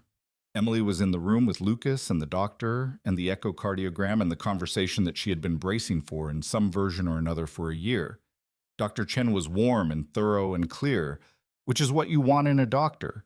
And the news was what she had been half expecting and half refusing to expect. The structural irregularity had progressed slightly. Nothing immediate, nothing catastrophic. But the window for intervention was narrowing, and Dr. Chen wanted to schedule a surgical consultation before Lucas's next birthday. "Intervention is almost certainly minimally invasive," Dr. Chen said. "The technology has advanced significantly. We're talking about a procedure with a very high success rate recovery measured in weeks rather than months." He looked at Lucas, who was sitting on the examination table in his paper gown with his hands folded in his lap. "You doing okay, Lucas?" "Yes," Lucas said. "Is my heart going to be fixed?" "That's exactly what we're aiming for." Lucas nodded. He looked at Emily. She looked back at him with the expression she had perfected over years, calm present, containing the fear beneath so that only the steadiness was visible. He nodded again and looked back at the doctor, satisfied. She held it together in the room. She held it together, signing the paperwork and scheduling the surgical consultation and collecting Lucas's coat and walking through the clinic corridor and pushing through the door to the waiting room. Daniel was standing. He took one look at her face and crossed the room in 3 steps, and she had not planned on this. She had not given herself permission for this, but she was abruptly and completely exhausted, and he was standing in front of her, and he put his arms around her, and she let him. She did not cry. She was not going to cry in a waiting room with her son present, and Lucas was watching, and she was aware of that. But she pressed her face briefly against Daniel's shoulder and breathed, and he was solid and warm and very still, and for 30 seconds she let someone else hold the weight. Then she stepped back. She straightened. She was herself again, composed and upright. She looked at Lucas, who was watching them both with his characteristic expression, perceptive, patient, absorbing things. "Well," Lucas said. "Dr. Chen has a plan," she said. "It's a good plan." "Good for... Can we see the ocean?" he said. She laughed. She laughed out loud from someplace completely sincere, the absurdity and the love of it, and Daniel made a sound beside her that was the same laugh she had seen in the photograph unguarded and full. Yes, she said, we can see the ocean. They drove to the harbor. The three of them walked along the waterfront in the gray afternoon, Lucas between them, asking questions about the boats with the focused interest he brought to all things that operated according to understandable principles. He asked Daniel about ships and cargo routes, the kind of question he'd absorbed from whatever he knew of Hayes Development's work, and Daniel answered him with the same care he'd brought to the NOAA. Data the same genuine attentiveness, and Lucas walked between them and talked about shipping and ocean currents, and whether the water cycle worked differently over salt water. Emily walked and listened and felt the cold off the harbor and thought, this is the thing that was taken from me. Not an abstraction. This. Three people on a waterfront, a child between them, the particular quality of an afternoon that belongs to no one and nothing except itself. She had not known at 27 what she was losing. She had known it was significant.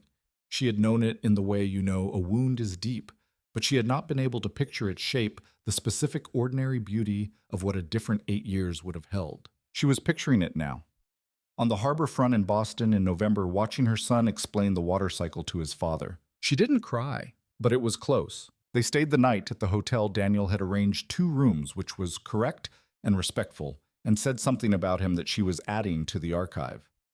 Lucas was asleep by 8:30, the particular deep sleep of a child who has processed a large day and released it. She sat in the chair by the window in her room with the room service tea she hadn't finished and looked at the dark harbor water and thought about what came next. She thought about the surgical consultation and the procedure and the weeks of recovery. She thought about the explanation she had been withholding from Lucas for 8 years, the insufficient one, and when and how it became something true. She thought about Daniel Hayes 2 doors down, who had come all the way to Boston to wait. She was not ready to say what she felt. She was not sure she had language for it yet, but she was aware with the precision of someone who has been taking very careful inventory for a very long time that something had been restored.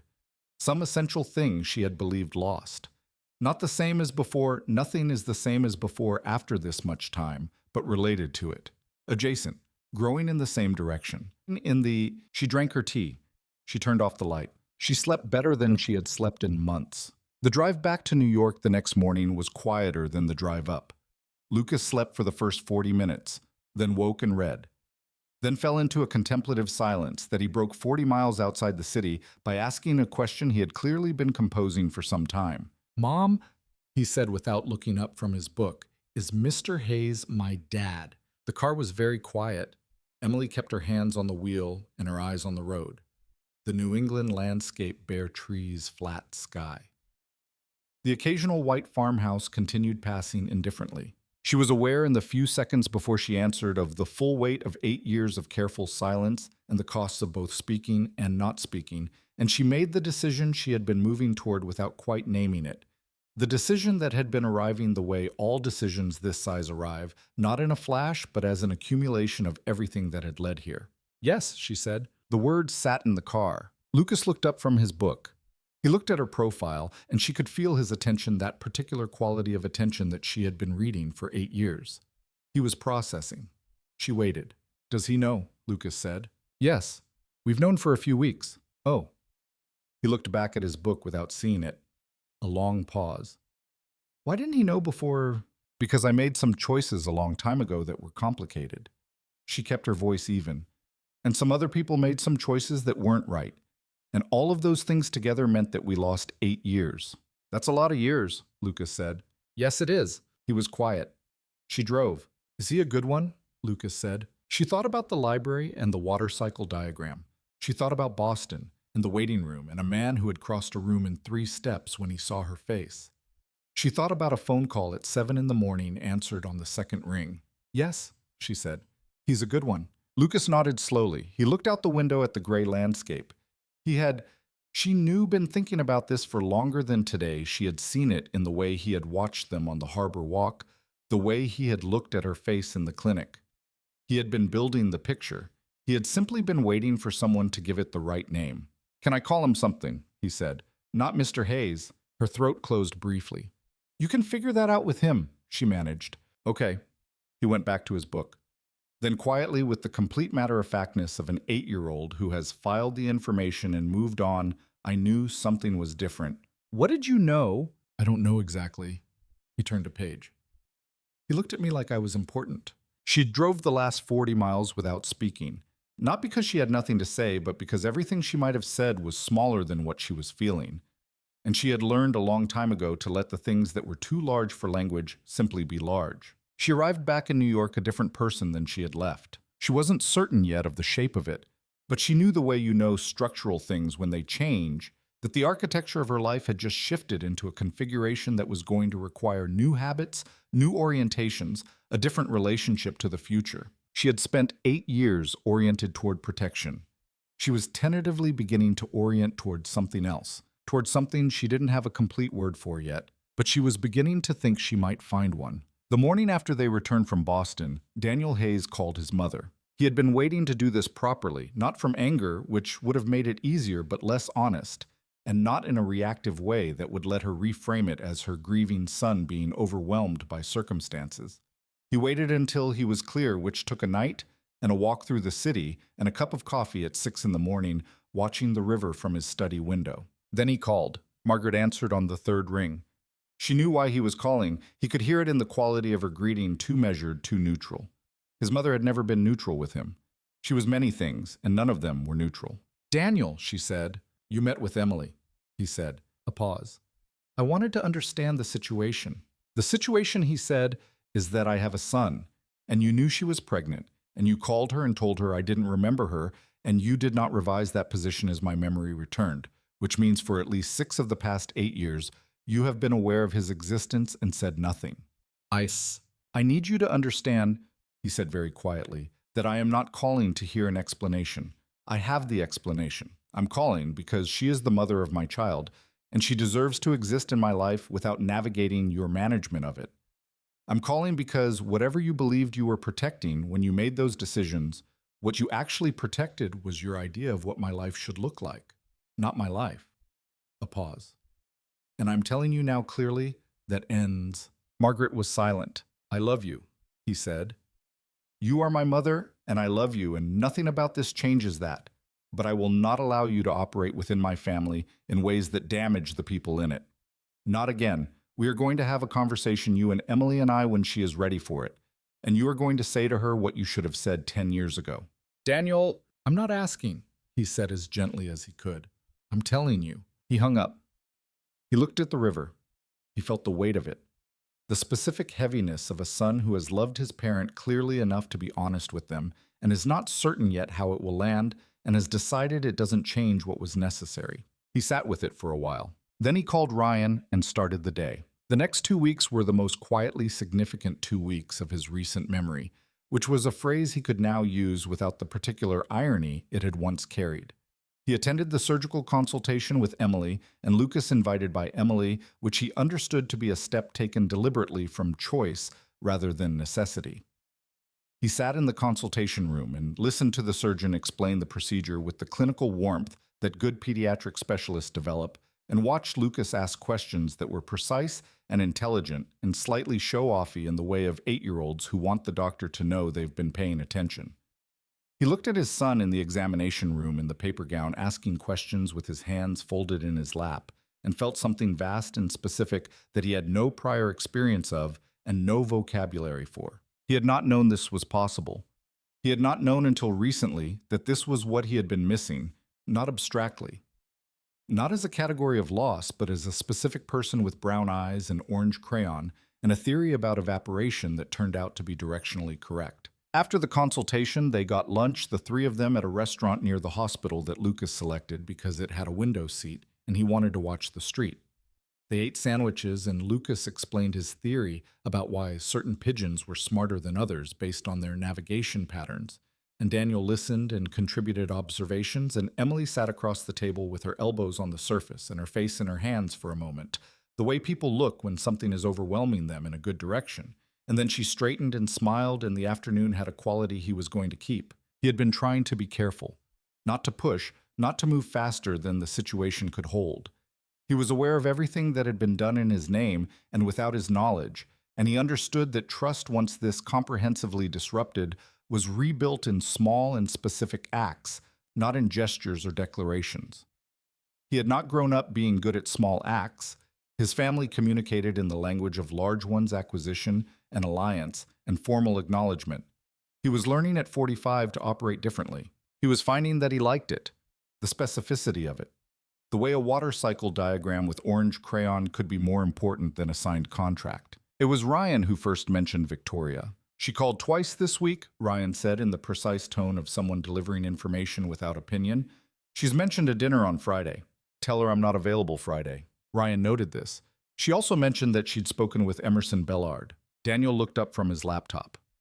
Emerson Bellard was on the Hayes Development Board. His specific presence in a sentence alongside Victoria Ashworth was not a combination that required much interpretation. What did they discuss? She didn't specify.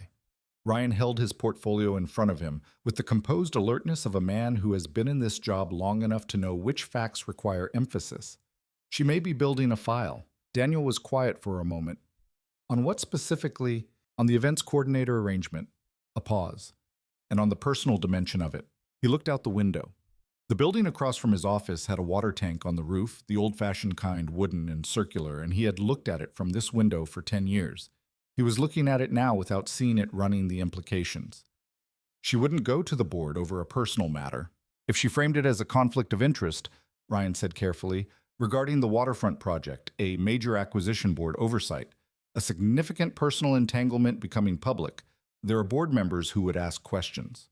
There is no conflict of interest. No.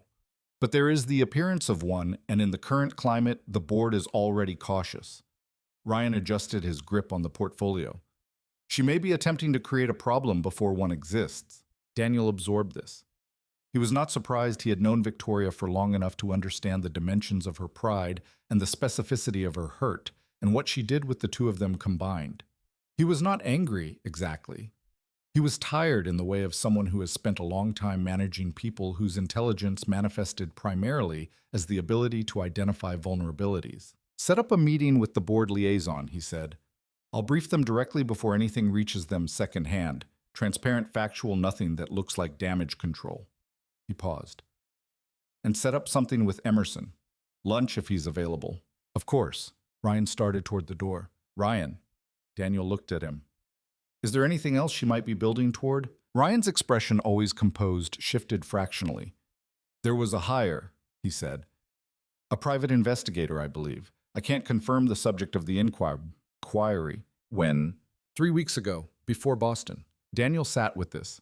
Thank you. Ryan left. Daniel turned to his window and his water tower and the implications of what had just been laid out. He was not afraid of what a private investigator would find. His life was substantially public, and the parts of it that were private were not in themselves the kind that generated crises. What he was calculating was the intent what Victoria was looking to find and what she planned to do with it, and whether any of it was likely to reach Emily before he'd had the chance to manage its direction. He called Emily that evening. He told her there might be some attention on the arrangement professionally through board channels and that he was managing it proactively. He told her she didn't need to do anything differently. She was quiet for a moment. A private investigator, she said. He blinked. How did you know? A woman followed me from the school pickup 3 days ago. I noticed. A pause. I didn't want to say anything until I was sure. He pressed his fingers to the bridge of his nose. Emily, I'm not panicking, she said. I want you to know that. I'm not 27 and this is not 8 years ago. And if someone wants to investigate my life, they will find a single mother who works 2 jobs and has impeccable accounts and no secrets worth finding. A beat. Except the one that's already known. I'm going to handle this. I know you will. She paused. But so will I. I'm not a passive element, Daniel. Whatever is coming, I'm in it equally. He was quiet for a moment. Then, yes, you are. Then let's be in it together. It was the closest she had come in all of this to saying the thing that lived beneath the practical surface. He was aware of it.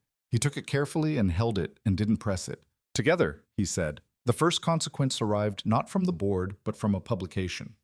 A small one, a gossip aggregator that fed the secondary tier of the New York social press, ran a brief item about the CEO of Hayes Development and his events coordinator with the words long-standing personal connection deployed in a way calculated to imply what it did not state directly.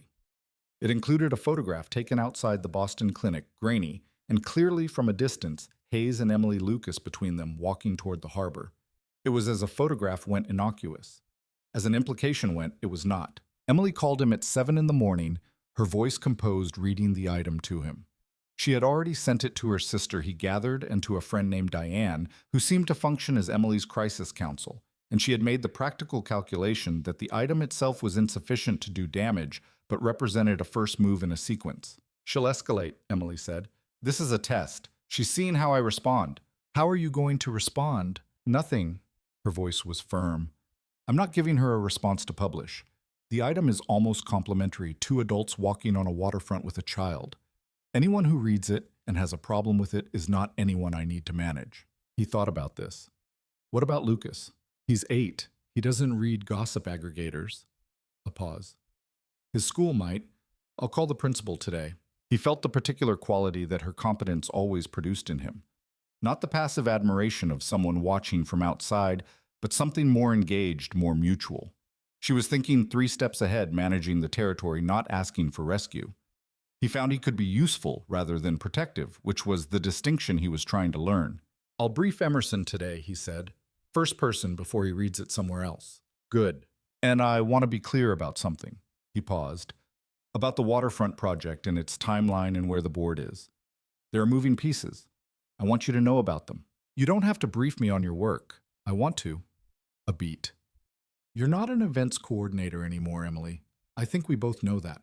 The phone was quiet. "No," she said slowly. "I suppose we don't." He scheduled the Emerson lunch. It went well.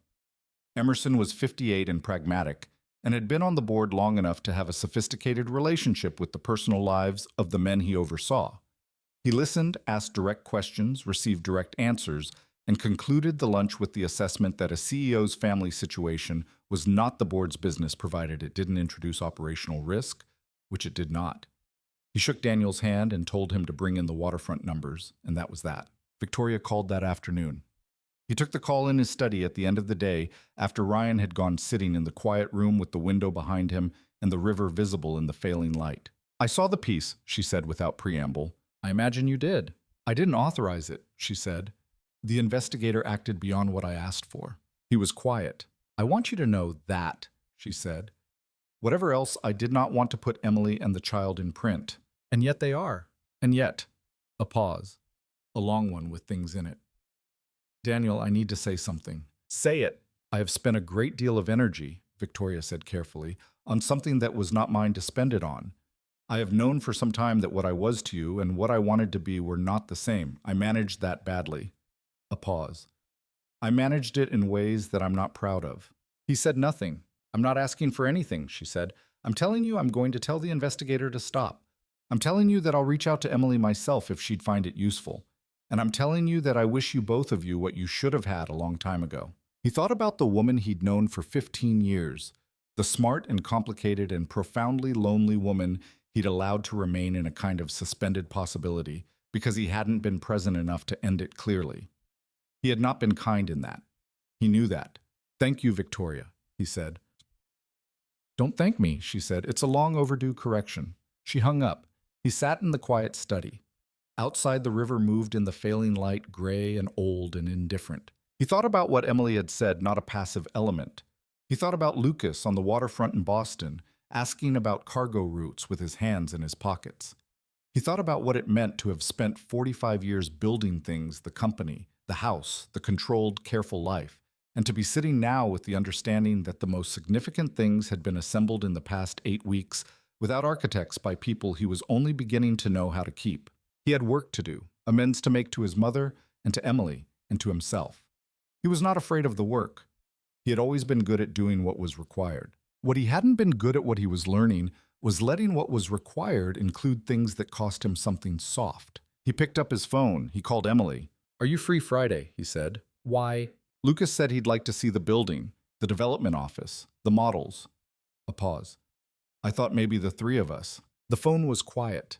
"He said that," she said. "He texted Ryan. Ryan forwarded it to me." A beat. "Ryan is very thorough." She laughed. It was the right kind of laugh. "Friday," she said. "Afternoon. I'll have Ryan set it up." He put the phone down. He looked at the river. He thought about the work ahead and the people to do it with, and what it might mean to stop managing his life as an operation and start living it as something else entirely, something that required, among other things, having his shoes left in the hallway. He thought he might be ready for that. He thought, in fact, he had been ready for quite a long time. He had simply needed someone to come back. Friday came with the particular quality of a day that has been anticipated by someone who is 8 years old and has been looking forward to it since Wednesday, which meant that Lucas was dressed and ready at 9:30 for a 2 o'clock appointment and had questions about architectural scale models that he had clearly been researching. "Are they the same scale as the real buildings?" he asked in the car. "Usually 1 to 200, Daniel said. He was in the front seat. Emily had let Lucas sit beside him, a small and deliberate decision that she had thought about for approximately 30 seconds and then made. 1 centimeter equals 2 meters. So if the model building is half a meter tall, the real building is 100 meters. Daniel looked at Lucas in the side mirror. "Can you work out the Empire State Building?" Lucas's face went inward, that particular frown of concentrated calculation. "The Empire State Building is 440 meters. So the model would be," a pause, "2.2 meters. "Correct. That's taller than you." "Yes. Do you have a model of the Empire State Building?" "I don't own the Empire State Building." Lucas considered this. "Yet," he said in the tone of a child delivering a compliment. Daniel made the sound that was adjacent to a laugh. Emily in the back seat looked at the two of them, her son, the back of Daniel's head, the easy back and forth of it, and thought about the word "yet" with its casual assumption of an ongoing future, and felt the word settle in her chest with the weight of something she was beginning to let herself trust. The development office occupied 2 floors of a building on West 57th, open plan models, and blueprints, a staff of 40-some architects and project managers who moved through the space with the focused energy of people building things at scale. Daniel took them through it himself, which she hadn't expected, leading Lucas through the model room with the attentiveness of someone who genuinely cared whether the child understood what he was seeing. Lucas understood. He asked questions that made 2 of the senior architects exchange a look. The look that means this kid is paying attention, and Daniel answered them patiently and then turned them back with questions of his own, which was, Emily had observed how he operated in all spaces, not monologue, but exchange. She walked behind them and watched. She had spent 8 years measuring men against the standard of what Lucas needed, and finding them insufficient, not as a policy, but as an honest assessment. She was not interested in bringing someone into her son's life who would be careless with him, who would find the medical complexity an inconvenience, who would be present in the good parts and absent in the hard ones. She had assessed carefully and found consistently that the available candidates were not worth the disruption. She had not anticipated this particular candidate. She had not anticipated any of this. But she was standing in the model room watching her son and his father talk about scale and structure and the physics of tall buildings, and the assessment she was running was returning a different result. He was good at this. Not performing it, actually doing it, actually present, actually interested in the person in front of him rather than the role he was filling. She thought about what he had said in the library. "I'm asking you to let me try." He was trying. It looked nothing like trying. It looked like something that had always been there waiting for the right arrangement. After the model room, Lucas was given a blank blueprint and a set of colored pencils by one of the architects who told him to design a building with one interesting structural feature and explain it. Lucas took this assignment with the focused seriousness of someone who has been given a real task and understands the distinction from a patronizing one. He sat at a drafting table with his tongue slightly between his teeth and drew for 45 minutes. Daniel came to stand beside Emily while Lucas worked. They stood looking at him together. "He's going to be an architect," Daniel said. "This week he's going to be an architect. Last week he was going to be an oceanographer. What was he going to be the week before that? A professional reader." Daniel considered this. Viable career path. I didn't want to discourage it. He looked at her sideways. There was something in the look that was not the impersonal assessment of the first morning at Harlow and Pine, something warmer, more direct, unguarded in the way his laughing photograph had been. It lasted only a moment, but it was the kind of moment she was accumulating now in the archive that had become something different from a catalog of concerns. "Thank you," he said, "for today." He wanted to come. "I know. I mean," he paused, "for all of it. The way you've let this happen. I understand what it cost you." She looked at Lucas. His dark head bent over the blueprint, the pencil moving with concentration. It cost me nothing I wasn't going to have to spend eventually, she said. He needed this. Did you? He said very quietly. She was quiet for a moment. Outside the window, the city moved indifferent and relentless, doing what cities do. Yes, she said, with the precision of a woman who does not say things she doesn't mean. He didn't respond to that immediately. He let it sit the way he let important things sit, not dismissively, but with the care of someone who understands that some things require room. She had learned this about him, that his stillness was not absence, but attention. He was always listening. He was listening now. I'd like to take you to dinner, he said. Not as an events coordinator, not in any professional capacity. A pause. Just us. She thought about it for exactly as long as it required. Saturday. Saturday. Lucas looked up from his blueprint and called across the room. I added a feature. They both turned. He was holding the blueprint up with a proud expression. What's the feature? Daniel called back. A rooftop greenhouse, Lucas said. For the people who live at the top, because they might miss plants. Daniel looked at Emily. Emily looked at Daniel. Daniel said, is a legitimately good structural idea. Lucas beamed, and Emily thought, standing in the model room on West 57th, with the city carrying on outside, and her son holding a blueprint, and her history reconstructing itself around her, this is what restoration looks like. Not the dramatic reversal, not the cinematic reconciliation, not the grand gesture that announces itself. Just a rooftop greenhouse for the people who miss plants. Just a child holding something he made wanting to show it. Just this. The car ride home was easy. Lucas talked about the blueprint all the way down the west side, debating with Daniel about the feasibility of rooftop greenhouses at height and whether the weight load was workable and whether real architects ever used colored pencils. Emily sat in the back and let it happen around her like weather.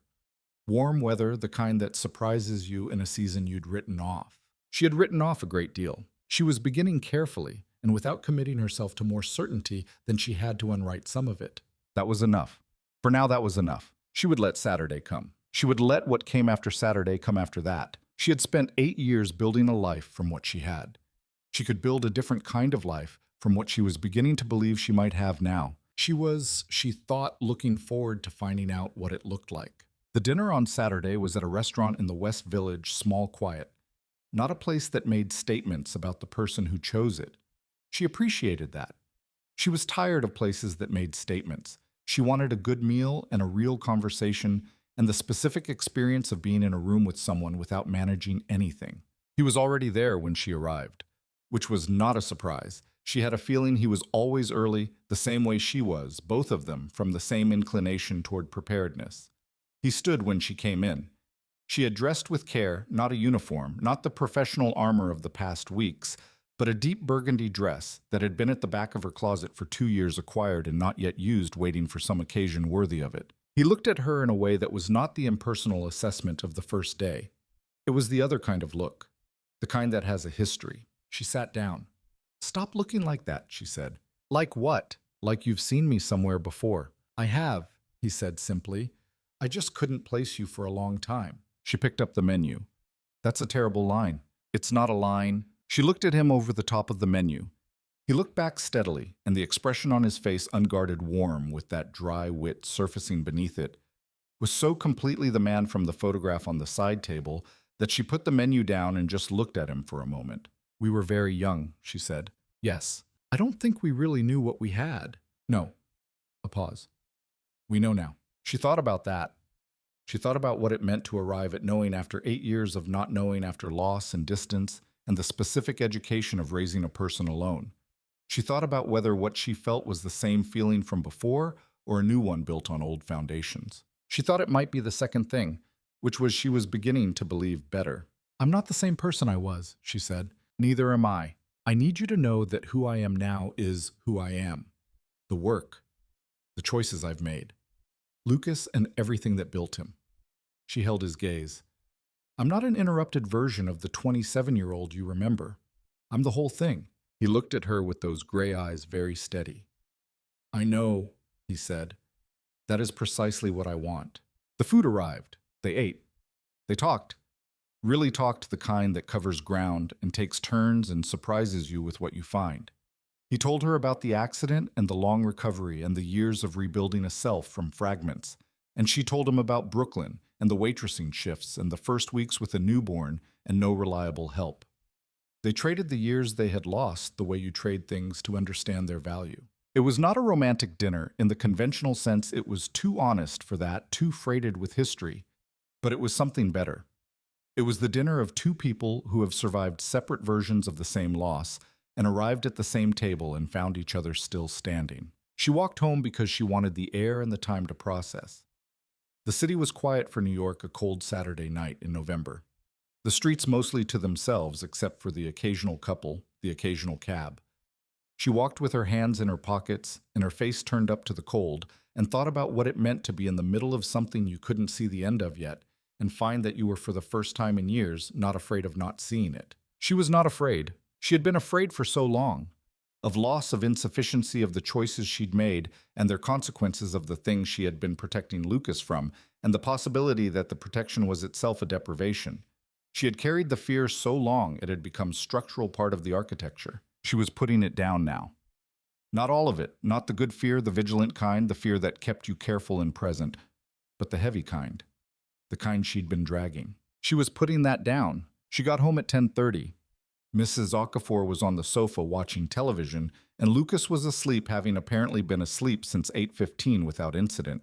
She thanked Mrs. Okafor and walked her to the door, and then stood in the hallway of her small apartment and listened to it be quiet. She went to check on Lucas.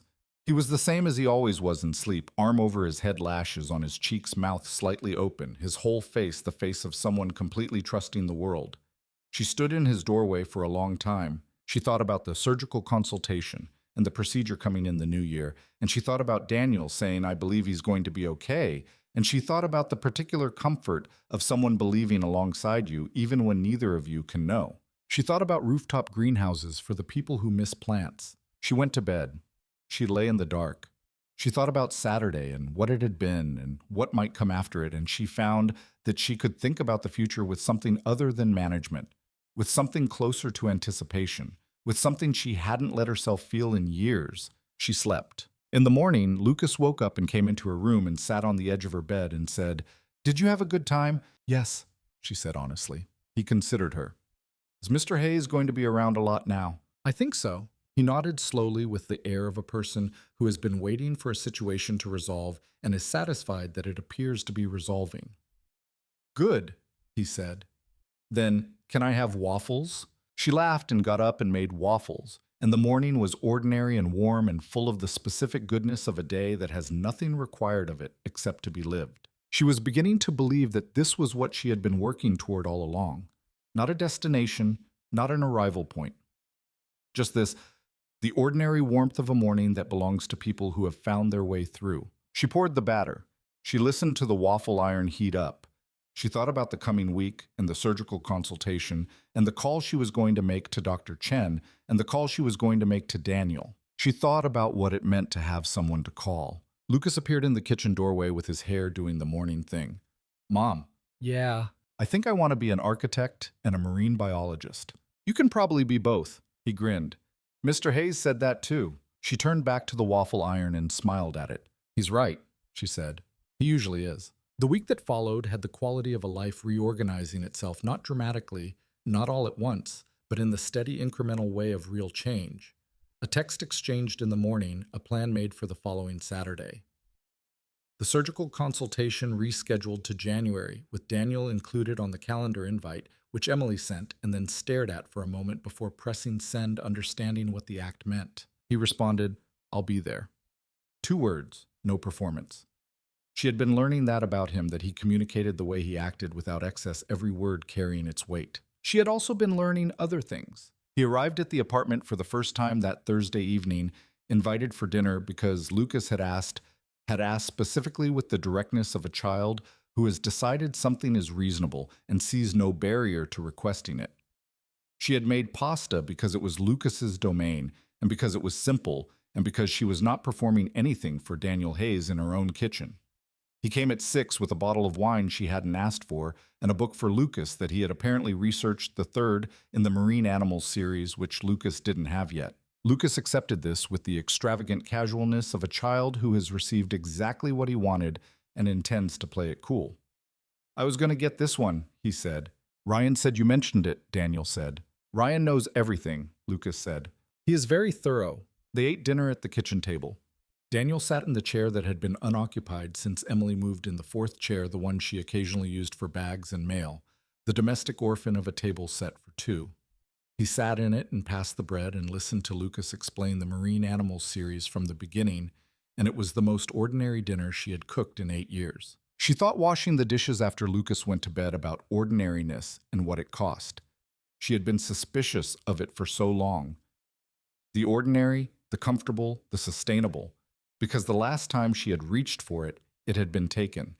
She had decided at some point she couldn't precisely locate that safety lived in a small perimeter. Her work, her son, the small, brave life. She was revising that now. She thought she could afford a larger perimeter. She thought it might in fact be time. Daniel came to stand in the kitchen doorway while she was drying her hands. "He's asleep," he said. "He reads until 9, but he falls asleep by 8:30 with the book on his face." She folded the dish towel. "It's a very consistent system." "He's consistent. He's 8. They're still making the rules. He made that one, and he keeps it." Daniel looked at her from the doorway with the unguarded expression she was collecting now, the one that had been buried under years of careful management and was surfacing more frequently, like ground emerging from receding water. "I would like," he said with the careful precision of someone who has been thinking about a thing before saying it, "to tell him, soon, before the surgery. I think he should go into it knowing." She looked at him. She had been thinking this too. Arriving at the same place independently, which was she was discovering something that happened with them frequently, the same calculation running in parallel. "I'll tell him," she said, "this weekend, with you there if you want." "I want. He won't be surprised," she said. "He already knows. He's just waiting for us to say it properly." Daniel was quiet for a moment. Then, "He's extraordinary." "Yes," she said. "He is." They stood in the kitchen, the apartment quiet around them, and the space between them was not uncomfortable.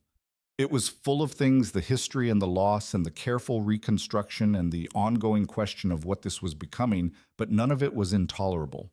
All of it, she found, was something she could stand in. She thought she could stand in it for a long time. "You should go," she said. "He'll be up early." He nodded. He came off the doorframe and picked up his coat from the chair by the door. He had hung it there automatically. The instinct of a man in a space he intended to return to, and then he paused at the door. "Emily." He looked at her. She looked back. He said what he had clearly been considering saying all evening. "I am sorry for what was taken from you, and from Lucas. I know I didn't take it. I know who did, and I have to account with her for that. But I am sorry that your 8 years were what they were, and I am going to spend a very long time making that right." She was quiet for a moment. "You can't make 8 years right," she said. "That's not how time works." "No," he said, "but I can make the next 8 different." She looked at him for a long time. She thought about the hairline crack in the door, the light coming through, the slow tectonic shift of a life reconfiguring itself. "Get out of my doorway," she said. He smiled, the real one, the laugh from the photograph. "Good night, Emily." "Good night, Daniel." He left. She locked the door. She stood in the hallway for a moment, listening to the apartment breathe around her. The next 8 years. She thought about it. About Lucas growing and the surgery behind him and a father in the picture and a life with more room in it than she had allowed herself. About a second chair at the kitchen table occupied regularly.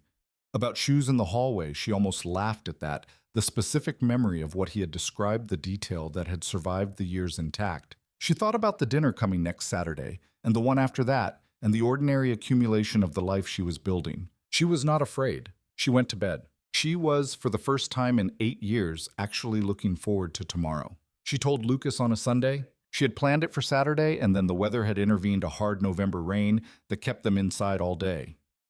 Lucas building something ambitious out of Lego on the living room floor, and Emily at the kitchen table with her coffee, and the conditions hadn't felt right. Not because she needed perfect conditions, but because she wanted him at ease when it happened, not restless and rain-trapped. Sunday was clean and cold, and the light came through the apartment windows in the particular flat white way of a November morning after a storm, and Lucas was at the kitchen table eating cereal with his library book closed beside him, which meant he was in a thinking mood rather than a reading mood, which was a distinction she had learned. Daniel arrived at 10 as they had agreed. He was in a navy sweater and no tie, which was the most casual she had seen him, and he looked. She registered this and filed it like a person who is about to do something significant and has decided to be entirely present for it. Lucas looked up when he came in. "Hi, Mr. Hayes." "Hi, Lucas." He sat down at the kitchen table across from him in the chair that had become over the past weeks his chair. Emily brought coffee Daniels without being asked, which was itself a small thing, she noted, and sat at the end of the table between them. She looked at her son. "We need to tell you something," she said. He put his spoon down. He looked at her with that direct, patient attention, and then he looked at Daniel, and she watched him do the calculation that she suspected he had already completed weeks ago. He was waiting, as she had always known, for the adults to catch up. "Okay," he said. "Mr. Hayes is your father," she said. The kitchen was very quiet. The city moved outside the window. Lucas looked at Daniel. Daniel looked back at him steadily with an expression that was not performing anything, just open present, letting the moment be exactly what it was. "I know," Lucas said. Emily blinked. "You know, I figured it out."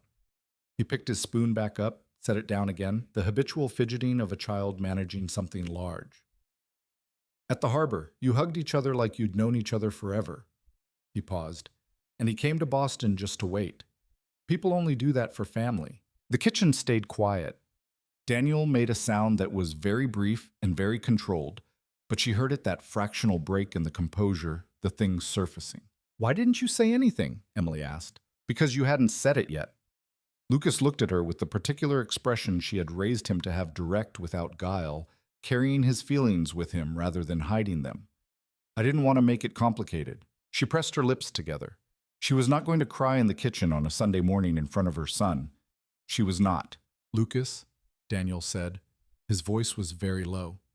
"I've only known about you for a few weeks. I didn't know you existed before that. I need you to understand that if I had known, I would have been here from the beginning." Lucas looked at him. He was absorbing this with the concentrated attention he brought to important information. "Why didn't you know? Some people made some choices that kept us from finding each other sooner," Daniel said. He did not elaborate beyond that. He did not make it more complicated than a child needed it to be. Emily recognized this calibration and was grateful for it. "But I know now, and I'm not going anywhere." Lucas looked at the table. He looked at his cereal. He looked at Emily. He said, "Are you going to get married?" Emily made a sound that was definitely a laugh and managed to convert it partially. We're not there yet, Bug. But maybe." She looked at Daniel. He looked at her. "Maybe," she said. "A long way down the road." Lucas seemed satisfied with this. He picked up his spoon. He ate cereal for a moment in his practical way. Then he said, without looking up, "Can I call you Dad?" The kitchen was completely still. Daniel said very quietly, "Yes, you can call me that." Lucas nodded and went back to his cereal with the serene practicality of someone who has completed a necessary task and moved on. Emily sat at the end of the table and looked at her son and the man across from him, and the morning light came through the window and lay across the kitchen table, and she thought, this is what was taken. This is what is being given back, not the same. She had said this, and it was true. Not the same as what would have been, because that version didn't exist anymore. It had been replaced by 8 years that had made them all into different people. But this version, this kitchen, this morning, this specific and unrepeatable Sunday, this was real. She went to the sink and stood with her back to both of them for 30 seconds, and let herself feel the full weight of it without management. Just let it be large. Then she turned back and was herself again, composed and clear, and she poured more coffee, and the morning continued. They stayed in the apartment until noon. Daniel and Lucas played a card game that Lucas owned and had strong opinions about, and Emily read at the kitchen table and listened to the argument developing over the rules with the particular pleasure of a person hearing a sound that has been missing and is now returned.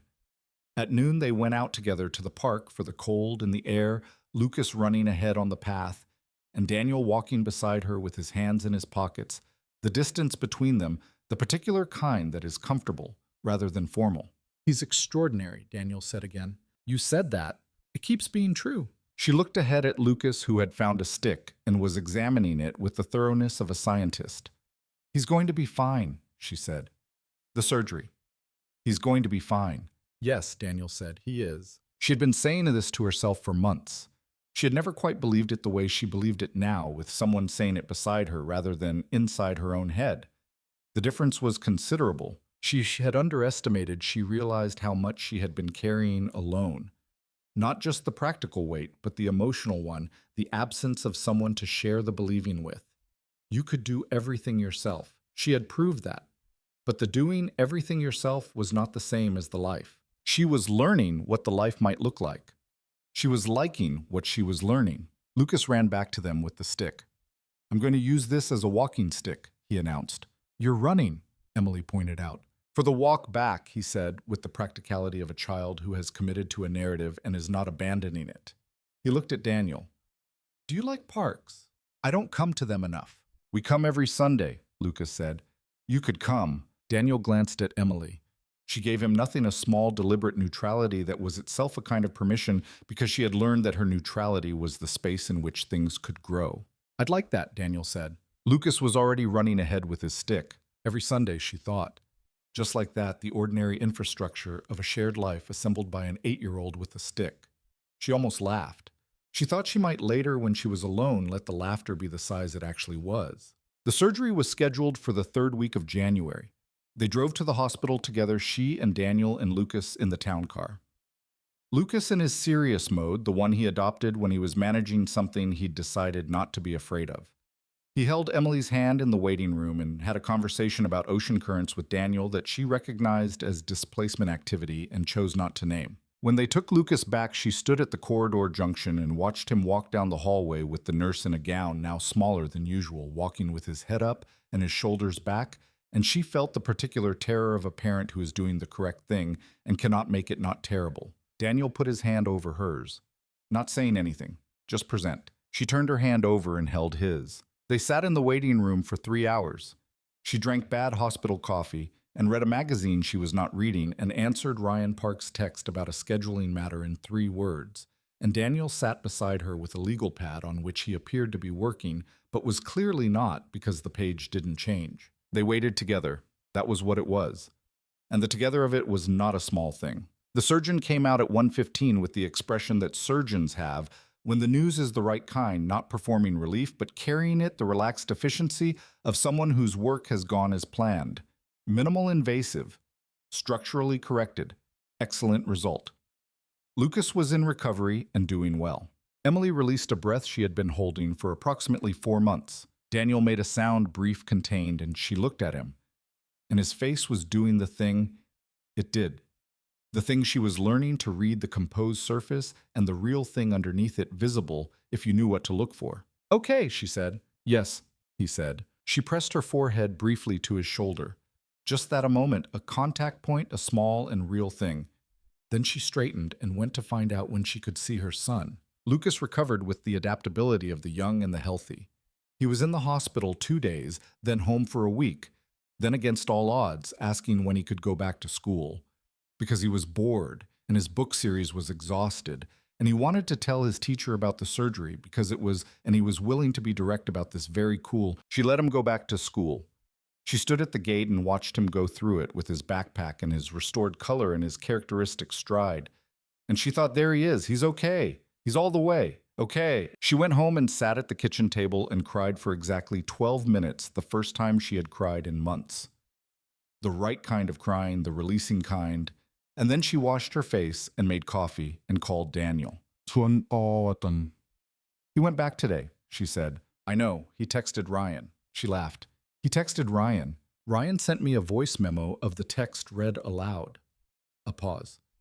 He said, and I'm quoting, "Tell my dad I'm back and not to worry." The words hit her in the center of the chest. She pressed her hand there. She said nothing for a moment. He texted Ryan to tell you, she said. Yes. He called you dad. Yes? She pressed her hand harder. Okay, she said, and her voice was a little uneven, and she didn't bother to correct it. Are you all right? Daniel said. I'm good, she said. I'm very good. A pause. Come to dinner on Sunday. I'll be there. She hung up. She sat with her coffee. She looked at the kitchen, the table with 4 chairs, all of them occupied now. In the relevant sense, the apartment with its modest size and its specific warmth and its carefully built life now holding something larger than she'd designed it for. She was going to need a bigger coat hook by the door. Daniel's coat kept going on the same one as Lucas's, and the whole thing was developing structural issues. She thought about this and found she was smiling. The conversation with Margaret Hayes happened on a December afternoon in the townhouse library, where the light came through the tall windows in pale gold bars. Emily had agreed to it.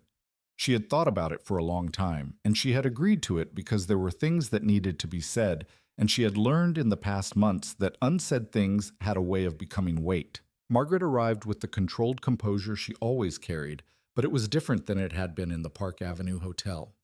The edges of it showed. She was a woman in her early 70s who had made a series of decisions she could not fully justify to herself, and was sitting with that in the way that proud people sit with things they can't justify with effort. She looked at Emily across the table, and Emily looked back, and the first minute was simply 2 women assessing the territory. "I won't ask you to forgive me," Margaret said. "Good," Emily said, "because I'm not there yet." A pause. Something moved in Margaret's face, not offense but acknowledgement. "I will tell you," Margaret said carefully, "that what I told myself I was doing was protecting my son, and that I am aware the distance between what I told myself and what I actually did is very large." "The distance," Emily said, "contains 8 years and a child." "Yes? It contains a little boy who grew up without a father asking questions I had to answer insufficiently because the alternative was a truth I had to give him alone." She kept her voice level. "It contains a man who spent 8 years carrying a loss he couldn't name because the thing he'd lost had been taken out of his reach before he could understand it was gone."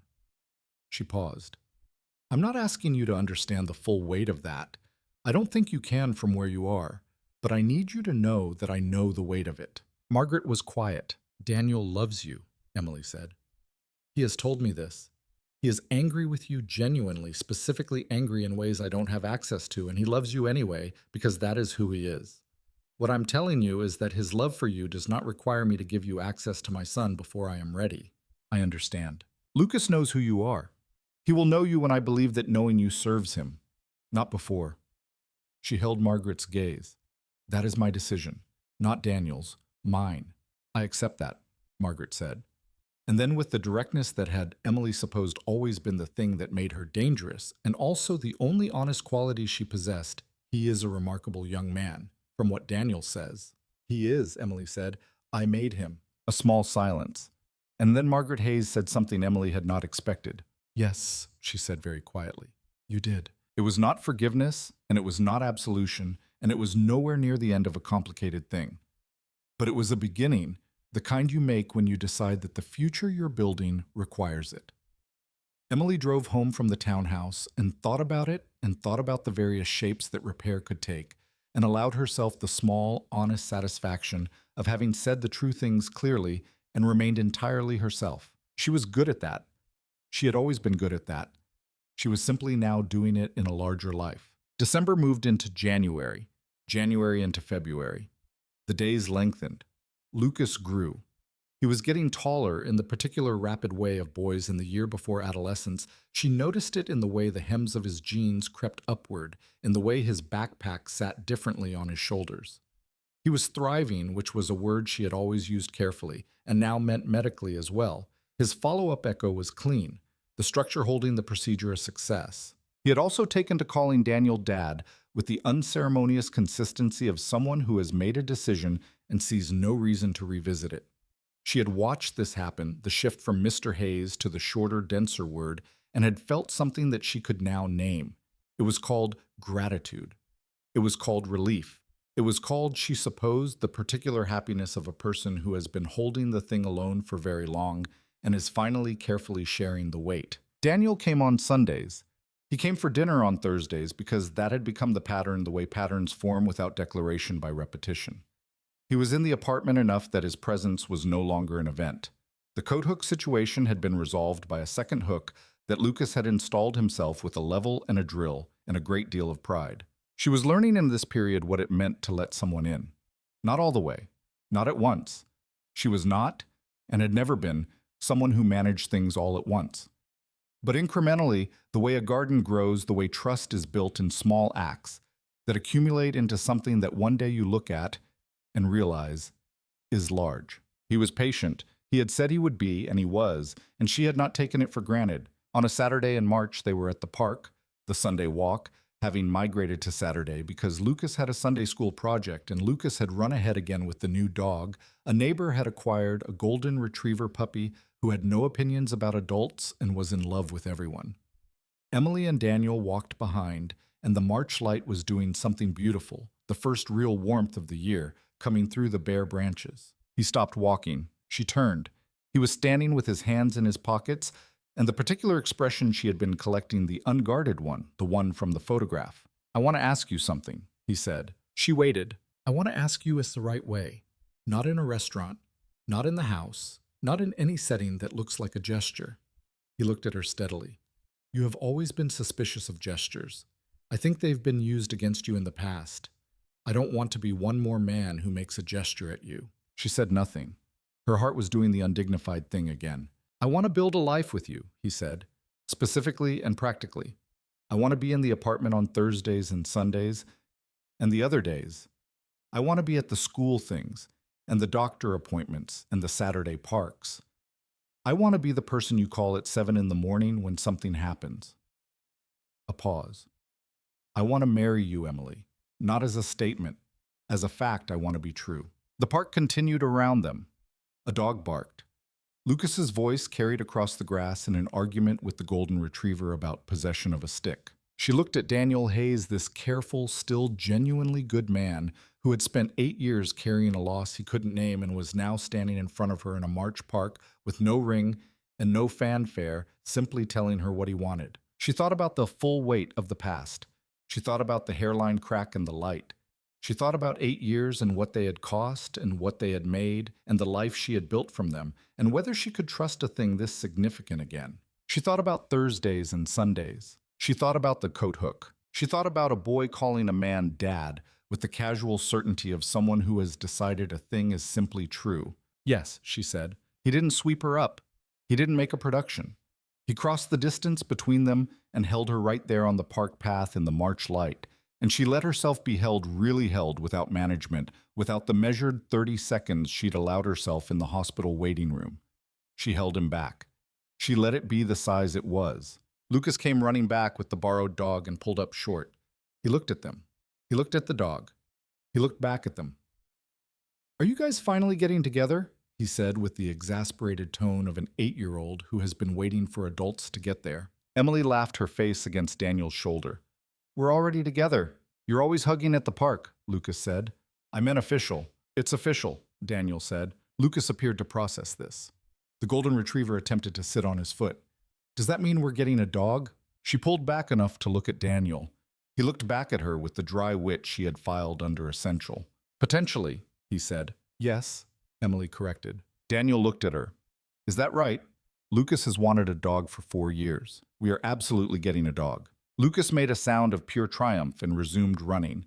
The borrowed golden retriever ran with him. The park was warm. The light was the first real warmth of the year. Emily stood in it and thought, this is what came back. Not the same thing. Better. The thing built from everything that happened and everything that was survived and everything that was in the end worth surviving for. She thought about the apartment and what it would become a little larger probably sometime in the coming year. She thought about the cafe she had been thinking about for 3 years, the one she'd been saving toward the one with a counter and a menu and her own name on the door. She thought about telling Daniel about it and him listening the way he listened and the conversation that would follow being the kind you have with someone who is on your side. She thought about Lucas at 9 and 10 and the years opening out ahead, the years in which he would be healthy and growing and known by both the people who loved him. She thought about what it meant to have come through. The city was all around her, this city that had seen her at 27 and afraid, and at 35 and fighting, and at 35 and a half and finally open. This city that had been present for all of it, indifferent and magnificent, going about its eternal business of containing lives. She had a good life. She had always had a good life. She had built it herself, and she was proud of it, and it was hers. Now it was theirs. She took Daniel's hand. They walked toward the sound of Lucas's voice, arguing now cheerfully with a golden retriever about the stick, and the park was warm, and the light was good, and the future which she had spent 8 years carefully not planning for was beginning. She was ready. She had been ready for a while. She just hadn't known until now what she was ready for. She knew. She walked toward it with her eyes open in the first real warmth of a late March morning in a city that kept no records of the quiet lives that survived inside it, with a man beside her and her son ahead, and the ordinary, extraordinary fact of a life that had found its way home. That was enough. That was everything. That was the whole thing. 6 months later, the cafe opened on a Tuesday. She had found the space in May, a corner unit 3 blocks from the apartment, the ground floor of a brownstone with 2 big windows, an original tin ceiling, and a kitchen that would require significant work. She had known walking in for the first time that it was the right place. Not because it was perfect, it was far from perfect, but because it was the kind of right that requires work to become true, and she had never been afraid of work. She spent the spring and summer in the renovation. Daniel was involved. She had been clear from the beginning that it was her project, her vision, her name on the lease, and he had been equally clear from the beginning that he understood this and had no interest in owning what was hers. What he offered was what he was actually good at. Structural questions, contractor relationships, someone to call at 11 at night when the kitchen tile arrived wrong, and she was calculating whether to return it or whether she could make it work. She made it work. She always made things work. Lucas came to the cafe every afternoon that summer, doing homework at the corner table while she and the 2 new staff members she'd hired tested recipes and refined the menu. He had opinions about the pastry case. His opinions were, it turned out, quite good. "The lemon tart needs more curd," he said in June, frowning at a slice. "More curd than what?" the pastry cook asked defensively. "More curd than this," Lucas said, gesturing at the insufficient curd with the authority of someone who has been eating pastry his whole life. They added more curd. The lemon tart became the best-selling item on the menu within 2 weeks of opening. "He's a liability," the pastry cook said to Emily, with the tone of a person who means the opposite. "He's the quality control," Emily said. Daniel came to the opening morning with flowers. She hadn't asked for wildflowers. Not a statement arrangement, the kind you buy from the stand at the farmer's market, and he stood at the counter with Lucas and watched the room fill with the customers who came that first Tuesday. The line was out the door by 9. She worked behind the bar herself, making drinks with the focus and speed she had been building for 15 years, and she was happy in a way she recognized as complete. Not the defended happiness of a life that's safe, the open kind, the kind that includes other people, the kind that can be seen. She looked up at one point between orders, and Daniel was looking at her from the end of the counter with the expression she had been learning for months, open, warm, entirely his. And Lucas was beside him, explaining the lemon tart to a customer with the confidence of a junior consultant, and the morning light came through the 2 big windows and lay across the tile floor. And she thought, yes, this is it. The thing that was taken and the thing that was built in its absence, and the new thing assembled from both. She made the next drink. She kept moving. She had always kept moving. But it was different now. The moving wasn't away from anything. It was toward the morning and the room and the people in it and the life outside the window and everything that was waiting to be lived. She had been running for 8 years. She had built extraordinary things while running. She had made a person and a livelihood and a life from motion and survival and the insistent forward pressure of someone who does not allow herself to stop. She had stopped now. Or not stopped, redirected. The same energy turned from flight into arrival. She was here. She had arrived. Outside the window, the September morning moved through the city in its usual way, indifferent and magnificent, the light changing the street full of people who would never know the quiet private drama of the woman behind the counter who had spilled coffee on a man 8 weeks ago and found at the bottom of that small disaster the whole shape of her life. It was an ordinary Tuesday. It was the best day she had had in years. Lucas appeared at the counter and leaned his elbows on it and looked at her with the expression she had raised him to have, direct, warm, entirely present. "The lemon tart is out," he said. "I know. Are you making more in an hour?" He nodded. He looked around the room. The full tables, the hum of voices, the specific quality of a room that is doing exactly what it was built to do, and he looked back at her with the satisfaction of someone who has been part of a thing and knows it. "This is really good, Mom," he said. She looked at her son. This person she had made and kept safe and loved past the edge of reason. This person who had been the fixed point of 8 years and was now with the ease of the healthy young, becoming something beyond her, reaching toward a future she would witness but not contain. She looked at him and thought, yes. You are. You are really good. Thank you, Bug, she said.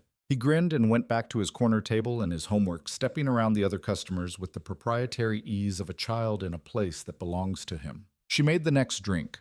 She smiled. Outside, the city continued. Inside, the morning was warm. The proposal, the real one, the official one, happened in October, a year after the coffee spill. She noticed the anniversary before he mentioned it. She had been noting the Tuesdays as they passed the first Tuesday of each month, carrying a small private awareness, the way you carry awareness of a thing that changed your life. She hadn't said anything. He noticed that she noticed. She had stopped underestimating his attention. They were in the apartment on a Thursday evening, which was their Thursday, which had been their Thursday for almost a year now. Lucas asleep, the kitchen quiet, the comfortable, specific territory of two people who have learned the rhythms of each other's presence.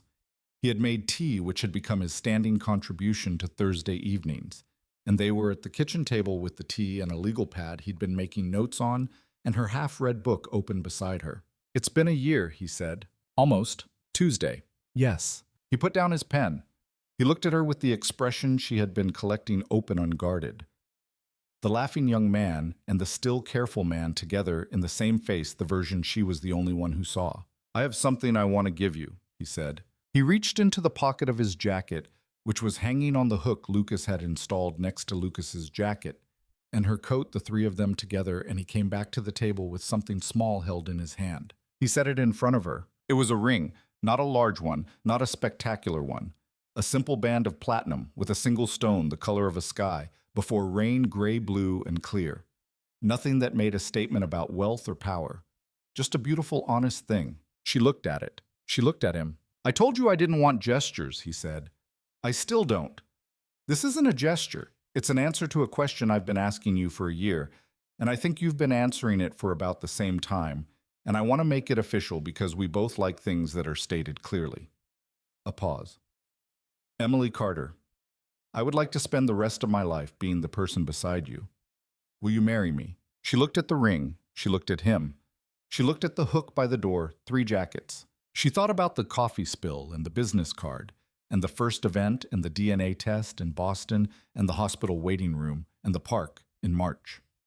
She thought about the cafe and the lemon tart and Lucas calling him dad with the serene certainty of someone who had decided a thing was true.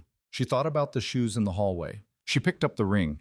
She held it in her palm, the stone catching the kitchen light. Yes, she said. He put it on her finger. He was not someone who made productions of things. He held her hand for a moment, and that was enough. That was the right size for it. Then he said very quietly, thank you. She looked at him. For what? For the last year. He looked at her steadily. For letting it happen. She thought about all the ways she might have not let it happen. The exit she had mapped and chosen not to take. The door she had kept closed for 8 years and finally carefully opened. The decision made in 1,000 small moments to stay, to try to believe that the thing she was afraid of losing was the same thing she was being given. Thank you for coming all the way to Boston just to wait, she said. He smiled, the real one, the full one. She smiled back. In the morning, she would tell Lucas, who would almost certainly already know. He would ask if he could tell his friends at school. She would say yes. He would text Ryan. Ryan would tell Daniel probably before she had a chance to. It would become official in the careful, ordinary way that things become official incrementally, with paperwork, with the small, accumulating facts of a shared life. The cafe would keep growing. She would expand the pastry case before spring. Lucas would apply to the intermediate science program in the fall with a letter of recommendation from an architect at Hayes Development who had been impressed by a rooftop greenhouse. Daniel would scale back the board appearances and come to more Saturdays. Margaret Hayes would meet Lucas in December formally, and on Emily's terms, and the meeting would be careful and not easy, and the beginning of something that had room in it to grow slowly in its own time. None of this was simple. None of it had been. Simple was not what she had ever asked for. She had asked for real. She had gotten real. She went to bed in the apartment that had been hers and was now theirs, and the way things become ours, not by ownership, but by presence, by the accumulated weight of people choosing to be somewhere again and again until it becomes where they belong. She slept. Beside her, The ring caught the streetlight through the curtain and gleamed quietly, the gray-blue stone the color of a sky before rain, the color of eyes she had been looking into for a year, and before that a decade ago, before the intervening world remade them both. She was not the same person she had been. Neither was he. Neither was the story they were inside, but the story she thought before sleep took her. The story was a good one. It had cost a great deal, and it had taken a long time, and it had required more courage than she had expected to possess. And it was not over. It was barely started. She slept. Outside, the city moved through its night. Tomorrow the cafe would open at 6. Lucas would need to be at school by 8. Daniel was coming for dinner on Sunday. The Tuesday after that would be 1 year exactly. She was going to make coffee. She was looking forward to it.